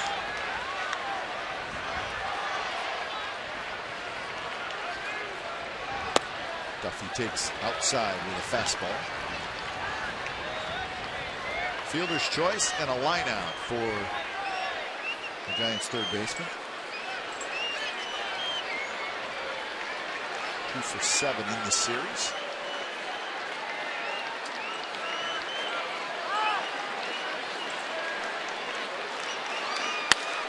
That's to right field. That's a base hit. They're going to wait. Panic home. Here he comes. Slominski's throw to the plate is not in time. Throw to second base. Not in time. And the Giants lead 2-1. Duffy just going the other way. And it's an RBI single.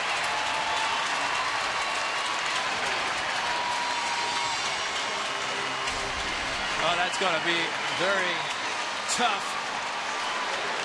Look where Zobrist playing at second base, trying to hold him, and the breaking ball. There's one where probably thinking he's going to pull it, but the ball was outside. And as we saw last night, the Giants going very well to the opposite field on a breaking ball away. Sometimes the positioning by the middle infielders is determined by the pitch, and the slider, you anticipate hitters pulling a pitch that's outside. Instead, give credit to Duffy going the opposite way. 2 outs with runners in scoring position. A .410 average for a rookie hitter. And he hits the ball to right field a lot, Ray. I'm surprised that there was that much of a shift on him. Well, it had to be the slider, and unfortunately, you look at the pitch and you just assume a slider, which is not your true fastball. Fastball might go to the opposite field, but it's just a good job of hitting. Stayed inside the ball. Duffy. Here's Posey outside. So for Duffy, his 43rd RBI of the year. He's 3rd on the team in RBIs.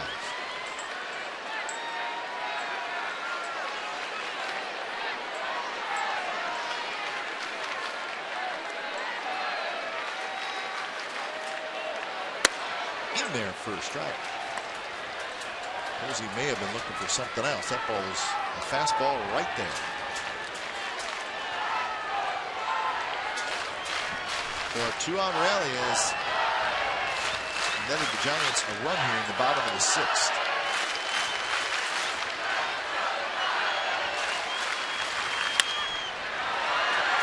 Simeon throws in time. Side retired. Duffy with a 2-out RBI hit. 7th inning coming up. It's the Giants 2 and the A's 1.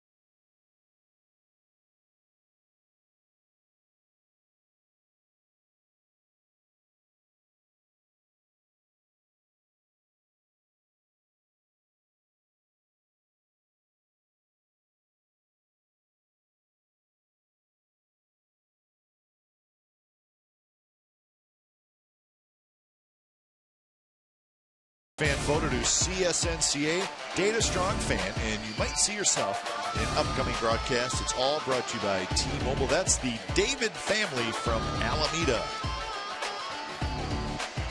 So we appreciate all the great photos that have been sent in. So Chris Bassitt, a very good outing today. He'll be disappointed. He was 1 out away from getting through the 6th inning, but the Giants got the run. So top of the 7th.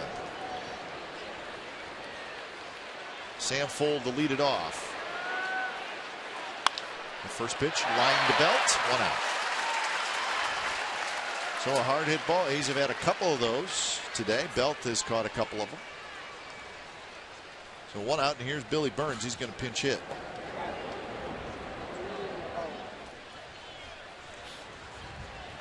So Burns would technically be, in this case, the only right-handed hitter the A's have on the bench, because he's a switch hitter.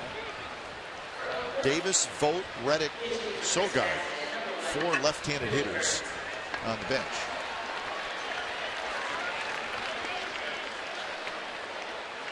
First pitch to Burns, a bit inside. Duffy, couple steps in on the grass. Natural side for Billy Burns, switch hitting. A couple of years ago.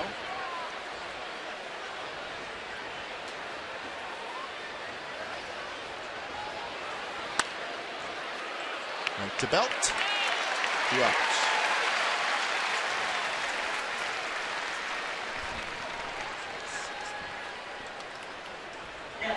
So 2 very quick outs here for Bumgarner. He threw just 10 pitches in the 6th inning. He's now at 97. And he's retired 6 in a row.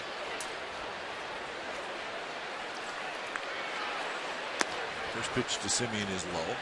Marcus, a strikeout, a pop out, and a line out. He lined out to Belt, so he's 0 for 3.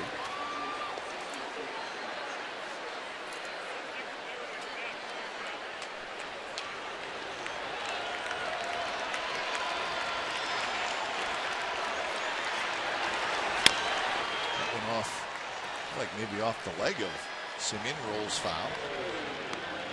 So Otero joins Abad now out in the A's bullpen. Pins Belt Crawford, so righty, lefty, lefty. And also, Burns could play, could use a double shift if they wanted to do something. I don't know if Burns is. He didn't start the game. I don't know, other than pinch hitting, if he would go into the outfield.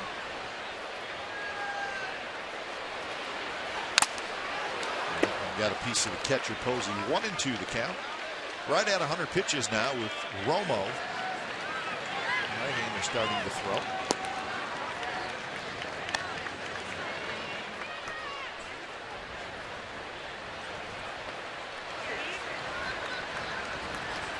Breakdown. 23 in the 2nd inning.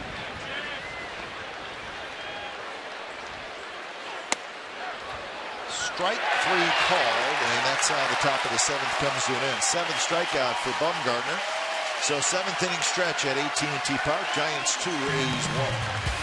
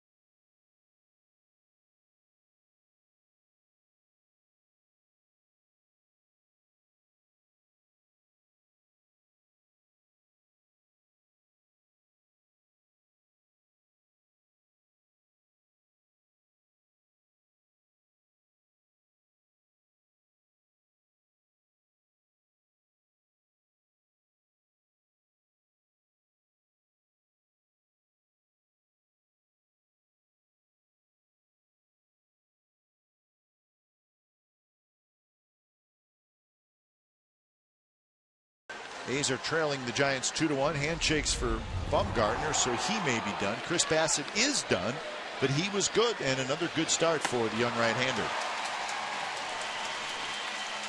He just made really 2 hanging breaking balls in his last inning pitched, and that was enough. But good fastball there to Belt, striking him out. And yes, with 2 outs, it'd have been nice to get him back in the dugout after 6 solid without giving up the extra run, but that was not the case. So he leaves trailing by 2-1, which basically has been what has happened to him so far in his 3 previous starts. And now if this is his 4th, the A's with the bod pitching trying to hold them where they are and try to come back in this game. And when it's time for change, think Speedy Oil Change and Tune-Up. Your oil change, tune-up, and smog experts. A bod pitch last night. 1 inning, couple of strikeouts. Billy Burns pinch hits and then stays in the game in center field. So Sam Fuld is out of the ball game, and the pitcher spot is now the 8th spot. 2-0 to Pence.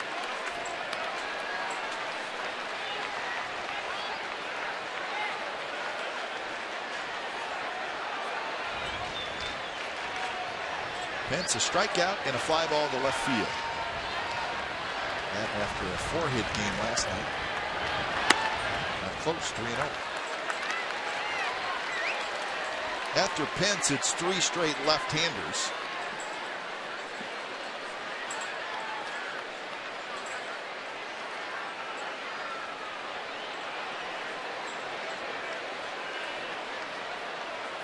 Not close.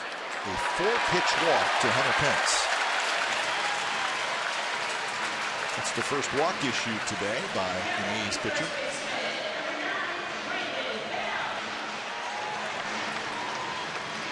So that'll bring up Belt. Mariners are playing this afternoon at home, and they're leading the Blue Jays 6-3 in the 5th inning. Estrada and Happ pitching matchup there. Robinson Cano has hit a 3-run homer.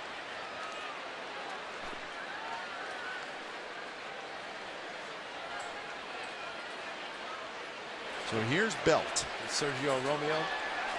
That is Sergio Romeo. That's right. So it looks like Bumgarner is finished. He with a high stirrup socks, or the socks with the stripes at the top. Former closer, now set up to Santiago Casilla.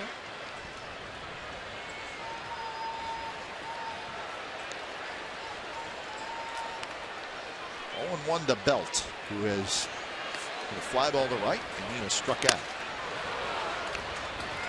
And now it's 0-2. Trying to pitch inside to Hunter Pence. Bumgarner looks like he is finished for the day, but Hunter Pence 4 pitches outside and walking him on 4, but yet with the lefty, as Pence took the 4 pitches. And Bod finishing a little bit better to the left-hander Belt.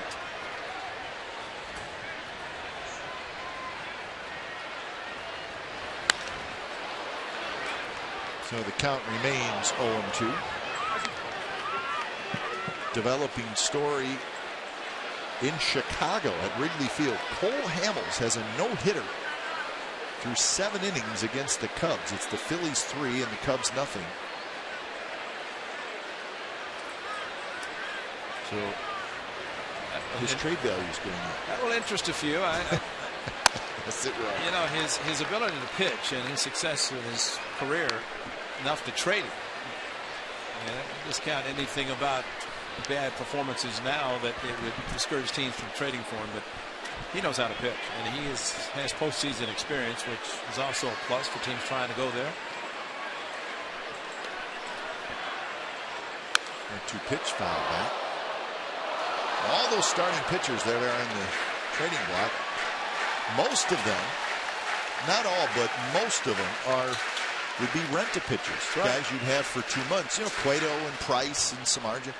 But it's a little different story with Cole Hamels. He has 3 years left on a contract. So if you traded for him, right, you would have him for 3 more years.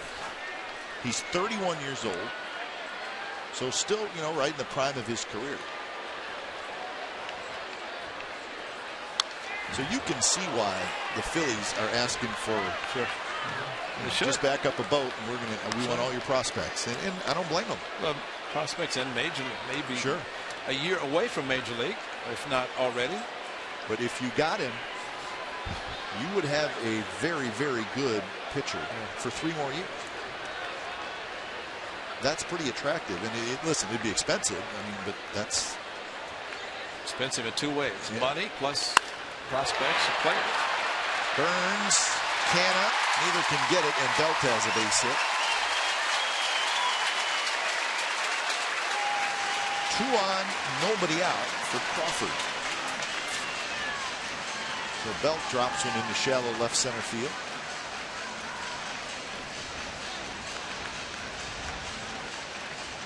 Do you think, Ray, that in this ballpark, and I've noticed it, and you know, even the Giants outfielders look like they play deeper. Right. It's a Would big you outfield. agree with that? It's a big outfield, and I mean, look where Billy Burns is. Yeah. You can think of Kansas City, of course, very big in the American League. Coors Field in the National League because the altitude. San Diego's big. It was bigger before they moved the fences in a little bit, but this is big, especially in right field, right up to the water, just down the line at 309. But it goes from 309 to 421 to the right center field area. That is very, very big. Now here's Crawford, ground out and a single. His single was the ball that Smolinski threw him out at second. So he's credited with a single. Well, the success that Crawford has had against lefties might at least encourage Bruce Bochy to give him a chance to swing the bat, which he was on the first one. And I think maybe possibly bunting, since Bumgarner is going to be coming out of the game. He could use a pinch hitter in his spot.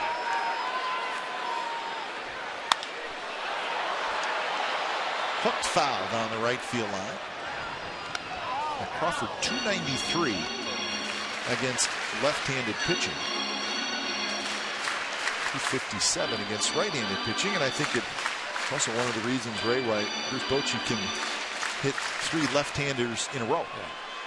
Belt, Crawford, Blanco.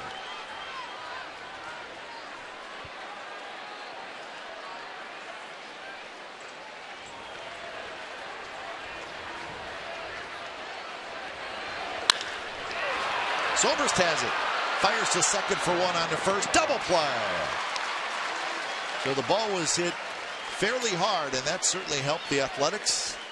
And it was a 4-6-3 double play, 2 outs. This time they were playing Crawford to hit the ball exactly there. Nice feed to Semien. Semien with the return, and Marcus Semien continues to play a very, very good shortstop. Got his out of the way there. Plenty of time to get the ball so that the charging Belt could not disrupt his concentration. So good feed from Ben Zobrist at second over to Semien, and that quickly 2 outs. Another lefty now, and this is a big one because of the 2-out run scoring hit by Duffy. And the Giants trying to do the same thing after the 4-pitch walk to Pence, who stands now at third base. And Blanco tries to hold up. Cannot. It's a strike, 0-1.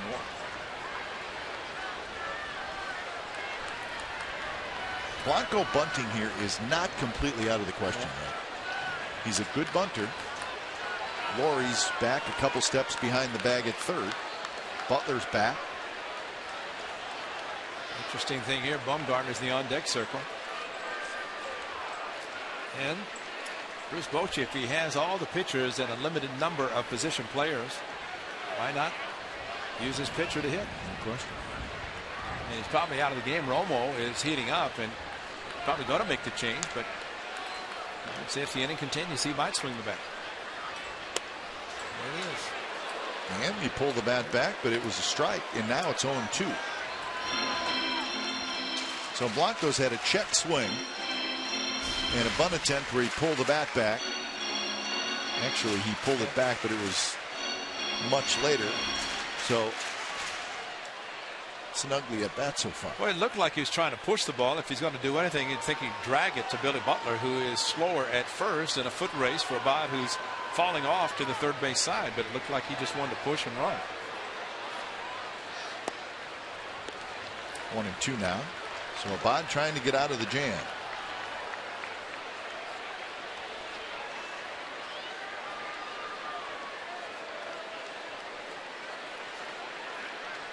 Pence is the runner at third.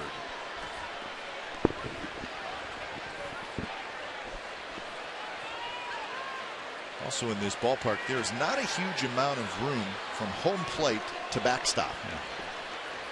It's one of the closer backstops to home plate in all of baseball. But it looks like it's soft, which makes a big difference because the ball will stop. Versus some of the parks that have the bricks. Yep.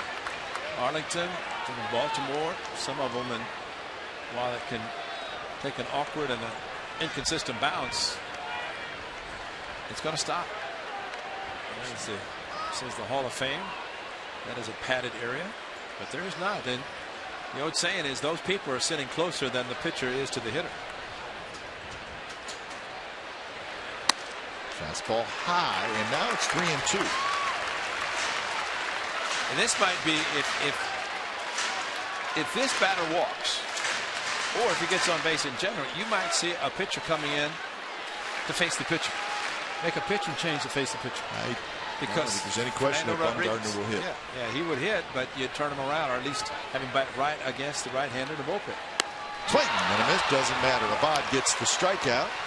So Abad gets out of the inning, and we're going to the 8th inning. Giants 2 and the A's 1.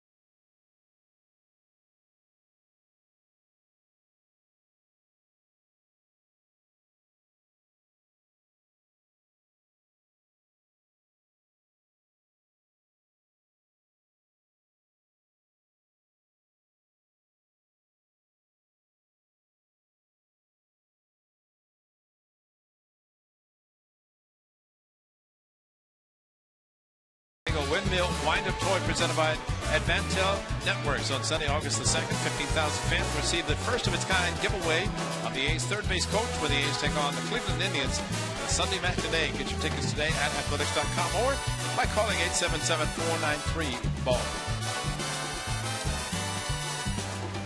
Nice setup. All those baseballs and gags standing right in the middle of it. So 8th inning.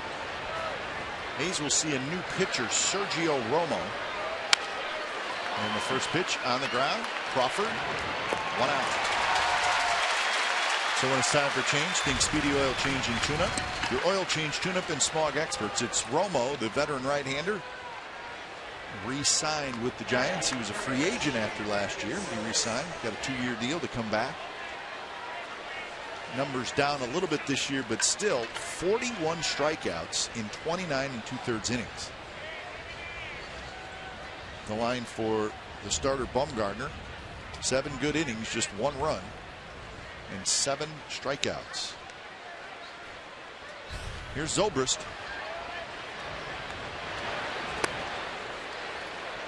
Secret slider for Romo, and mostly sliders, and especially right-handers. We'll see a steady diet of the sliders.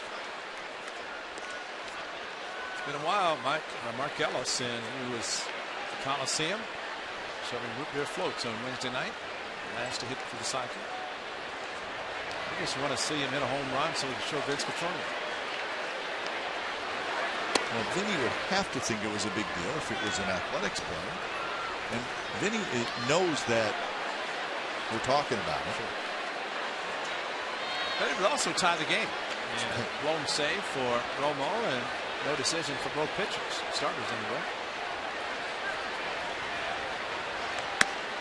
And now 3-0. And I would say, and that's smart pitching, because what Zobrist did last night against Peavy, 2-2 fastball down the middle, one hopped it into the bay, Covey Cove, and staying away from the left-hander this time. And a huge area to left center, to the left field area.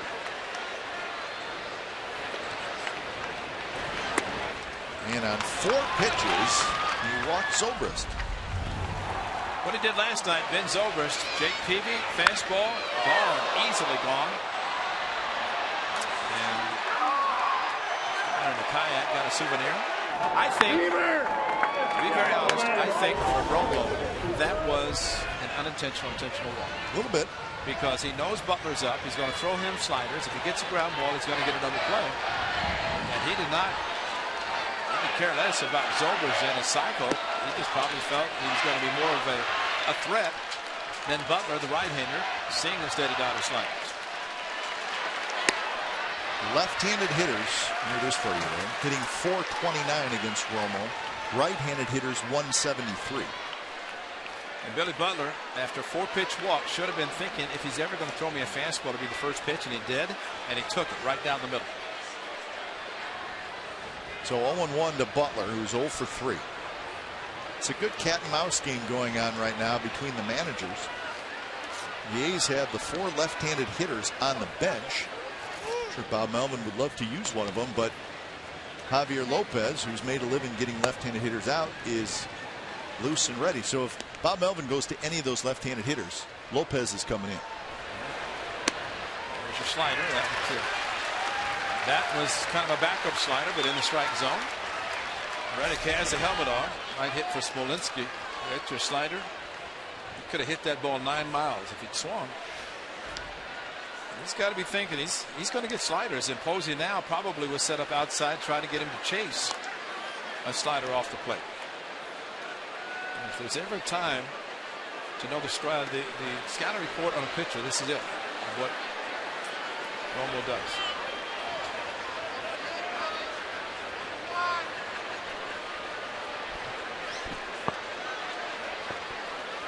0-2 pitch, just off the plate, 1-2.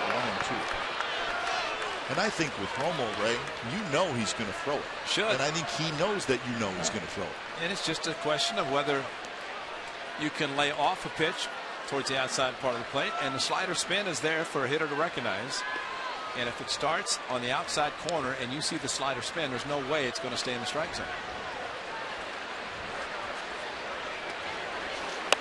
He went with a fastball that time.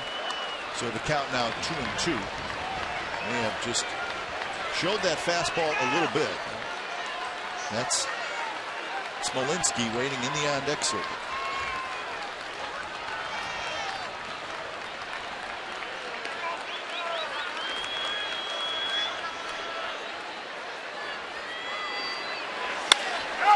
Hit in the air, center field. Pagan in a couple steps, and he makes the catch. So 2 outs, and Smolinski heads up to the batter's box. There it is. There it is to hit. And Billy Butler got under it, loaded up, and underneath. And he knew it. And a line drive to Duffy last at bat. Actually, had Zobrist at third, Zobrist at second, 2 outs, previous 2 at bats, and this time Zobrist at first with a walk.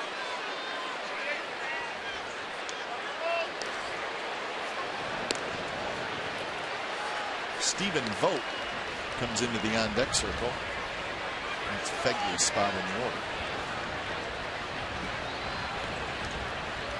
Well, Vogt has had success against lefties, and that would help. And also leave him in to catch. You can't waste a batter. In that case, pinch hit for Fegley. Might lose Fegley. Pinch hit, another pinch hit. So Smolinski stays. Smolinski gets the slider. Duffy went to right field on a slider to drive in the go-ahead run, and that's what you have to do with Romo. Look outside, stay outside, and hit the ball to the opposite field, especially with the slider. And like every guy who throws that many sliders, and Romo has a very good one, every once in a while they'll hang him. That's right. And he will hang one occasionally, and then you just got to be ready for it. Well, he lost his closer role because he hung too many of them. Remember, he hung one in Colorado, cost him a ball game, and shortly after that is when Casilla stepped in.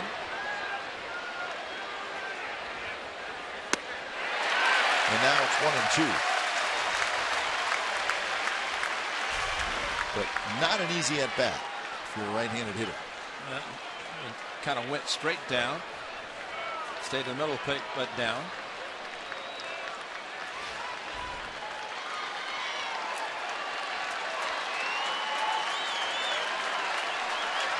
Tying run is at first base. That's Zobrist here in the top of the 8th inning.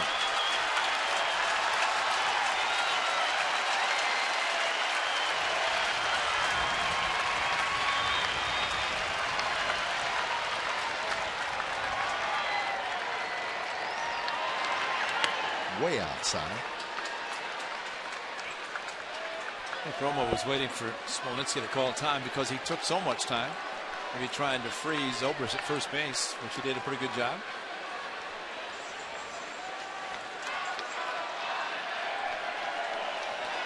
That was the righty and the lefty, Casilla and Lopez.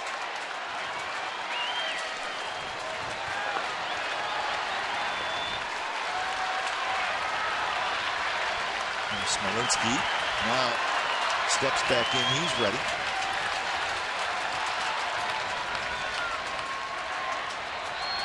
There goes 2-2 pitch, swing and a miss. He struck him out with the slider. So that's how the top of the 8th ends. Romo strikes out Smolensky. Runner stranded. Bottom of the 8th coming up.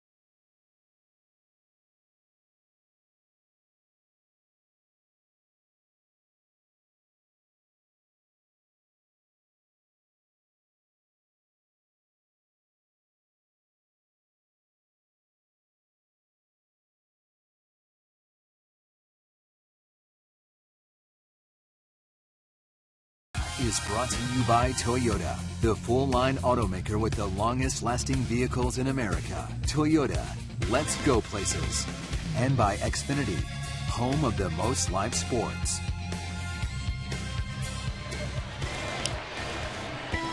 This game summary brought to you by your local Toyota dealers. 1-5-0 for the A's, 2-6-0 for the Giants. Both starting pitchers were good. Bassett went 6. Bumgarner went 7. Zobrist has a single, double, and a triple. Bumgarner with a homer. Duffy with a 2-out RBI hit. So bottom of the 8th inning. Fernando Rodriguez takes over. And here Adrianza is the pinch hitter. So when it's time for change, think Speedy Oil Change and Tune-Up. your oil change tune-up and smog experts. Rodriguez pitched in last night's game through 17 pitches. Remember, he got out of that bases loaded, nobody out jammed, but then went back out there the next inning, gave up a couple of hits, came out of the game, and both those runs scored. So his line score had him pitching 1 inning, giving up 2 earned runs. Really didn't tell the whole story. That one hit high in the air toward Burns in center, shading his eyes. So Adrianza is retired as the pinch hitter, 1 out.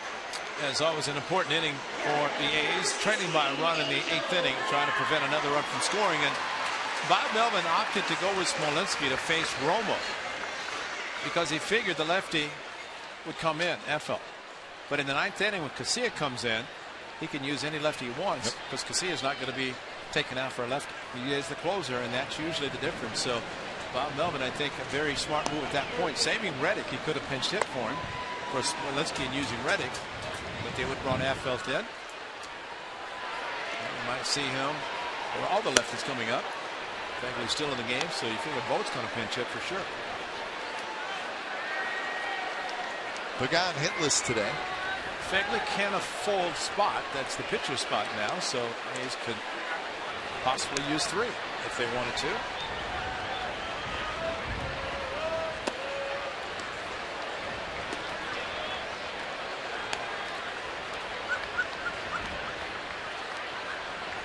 See, my head starts to hurt when I start trying to figure all that stuff out. I can imagine how a manager grinds on these different scenarios throughout the game, and they have to be an inning or 2 ahead. Absolutely. I think for the A's, and Ron Wotus has been with Bruce Bochy for a long time. The A's, Mike Aldrete first year, but he's a National League manager.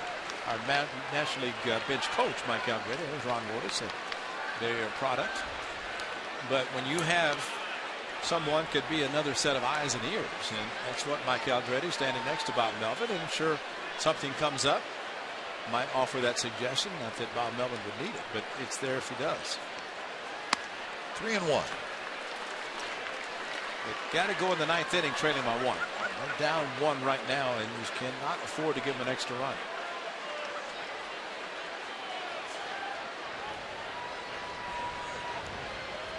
Panic to follow.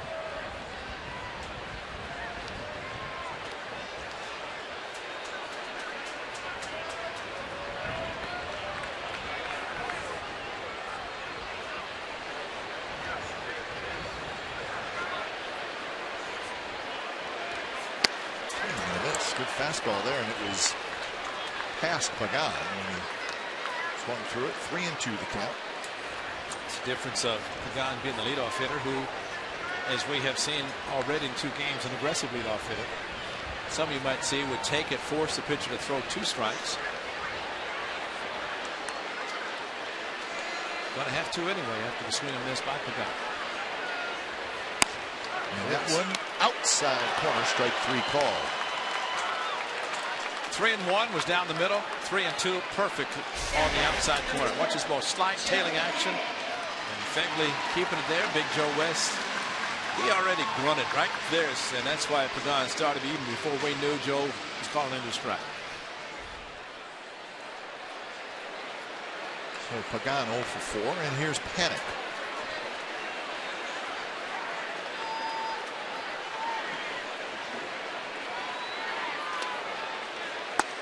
Panic had a big hit in the 6th inning. There's 2 outs, nobody on, and Panic doubled to right center. And then Duffy singled, and that gave the Giants the lead. So Bassett was 1 out away from a 3-up, 3-down 6th inning. It did not happen.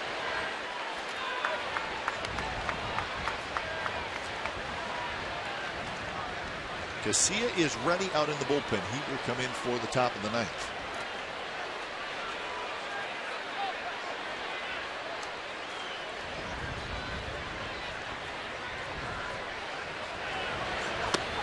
Curve spins inside.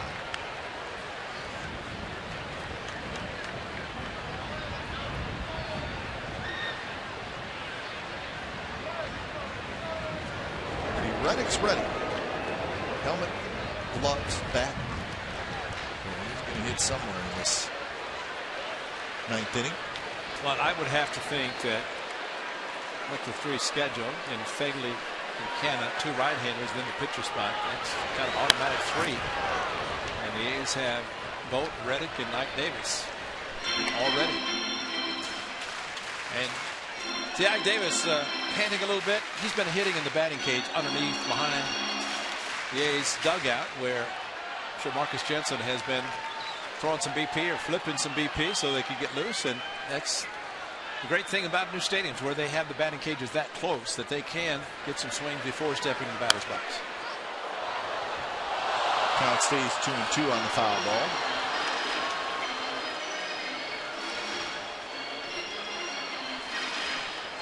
That was in the foul ball alley for a guy over in Oakland, but he's not in the same spot unless he's wearing a different uniform today. He would never do that. I would hope not. Chang, no way. He would never, ever. He's always in the alternate gold jersey. So 3-2 now. Cole Hamels has a no-hitter now through 8 innings. In fact, he's heading out for the bottom of the ninth. Phillies leading 5-0 at Wrigley. Cole Hamels 3 outs away from a no-hitter. And Jeff Francoeur hit a 2-run home run last night to beat the Cubs in extra innings. Yeah, Frenchie down the left field line. Zobrist has it, and we are headed to the 9th inning, folks. See if the A's got some magic here at AT&T Park. Giants 2, A's 1. Casilla coming in.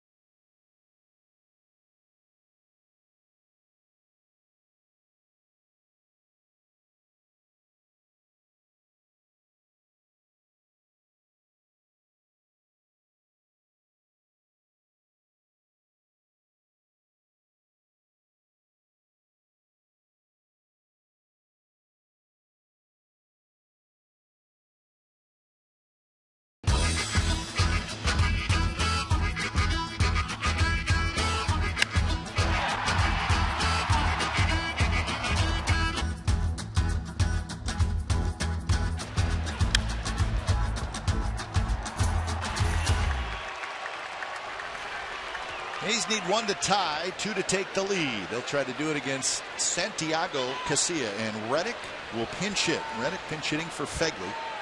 First pitch, grounded, panic, slides to his right. He's got it, 1 out. So a broken bat on the first pitch. Reddick is retired. When it's time for change, think Speedy Oil Change and Tune-Up. It's your oil change, tune-up, and smog expert. So the numbers for Casilla. He's been a workhorse for the Giants. This is his 6th year with the Giants after beginning his career with the Athletics.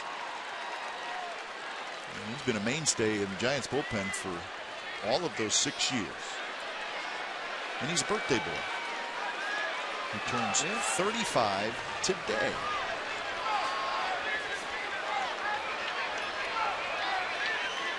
So here's Vogt. And Vogt hits it toward Panic, who scoops it up out on the grass, throws, 2 outs.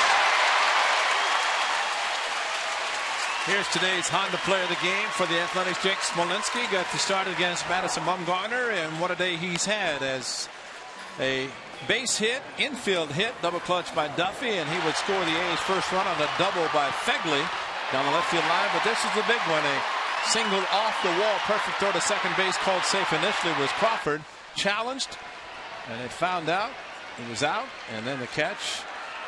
Player of the game, outstanding job by Jake Smolinski, but even more so for Santiago Garcia. 2 pitches, 2 outs. So here's Ike Davis. See if Davis can get a hold of one. And a hook one with that short wall and right. First pitch, a strike with a fastball at 94 miles an hour.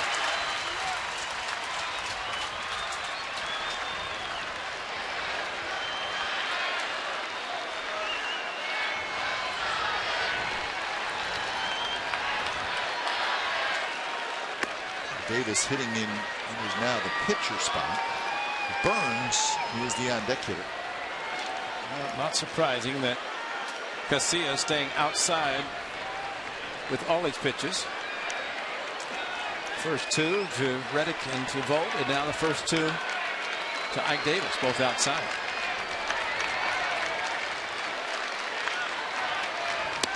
Missed outside, and now it's 2-1.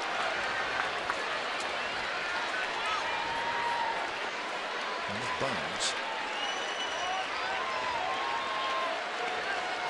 Ike Davis with 3 home runs on the year.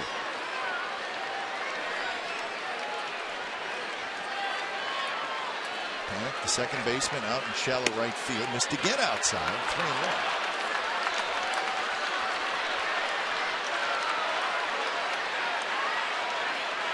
Garcia has 24 saves. He has blown 4 saves.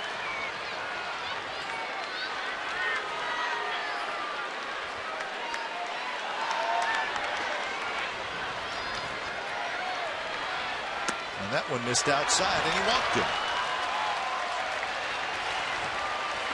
Well, to see if the A's can do something with a 2-out walk, and will it be a pinch runner? If the A's have him by left, probably nobody except the pitcher. Sogard would be the only one that you have left.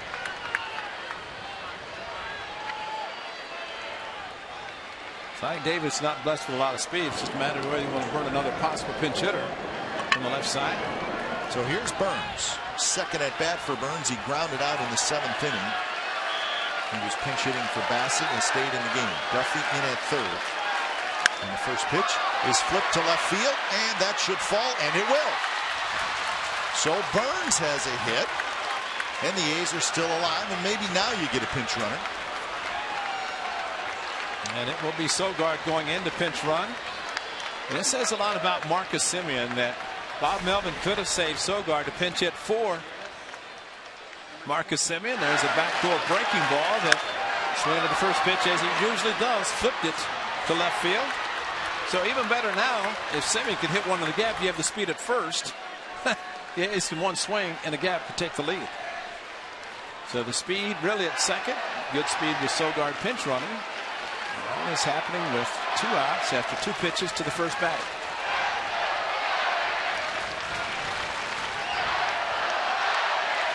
So Sogard at second, Burns at first, Semien the hitter.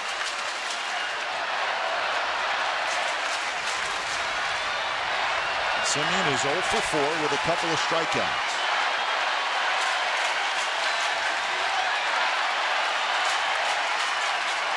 Outfield playing deep. First pitch is a fastball just a bit outside, 95 miles an hour.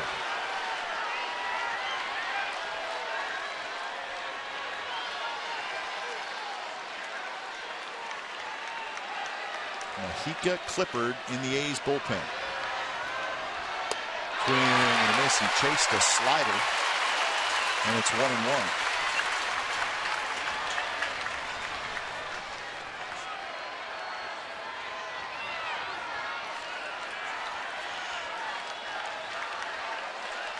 Sogard able to get a big lead at second. Might as well look for something outside. You're Watch Posey outside. Slider away, and between the slider and the fastball outside, you'd figure that's what he's going to stay with.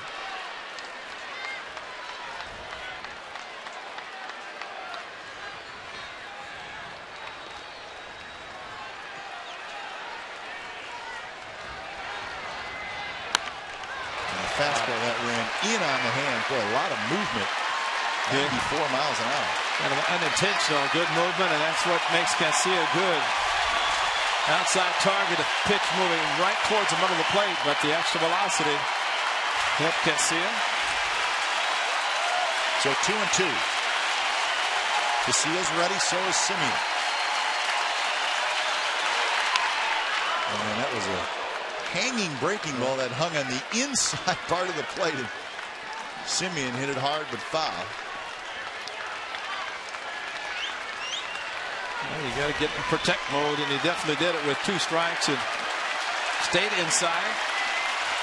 Did not have the sharp break that Casilla wanted with it.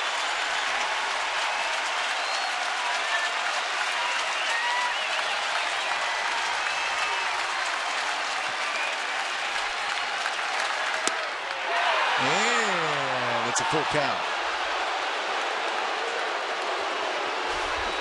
I'm going to give Joe West a lot of credit. This ball coming back. A close pitch, but Joe didn't like it. So now both runners able to move. And does he go to the slider? Or does he go to the fastball? I'd say he's going to his best pitch for this fastball.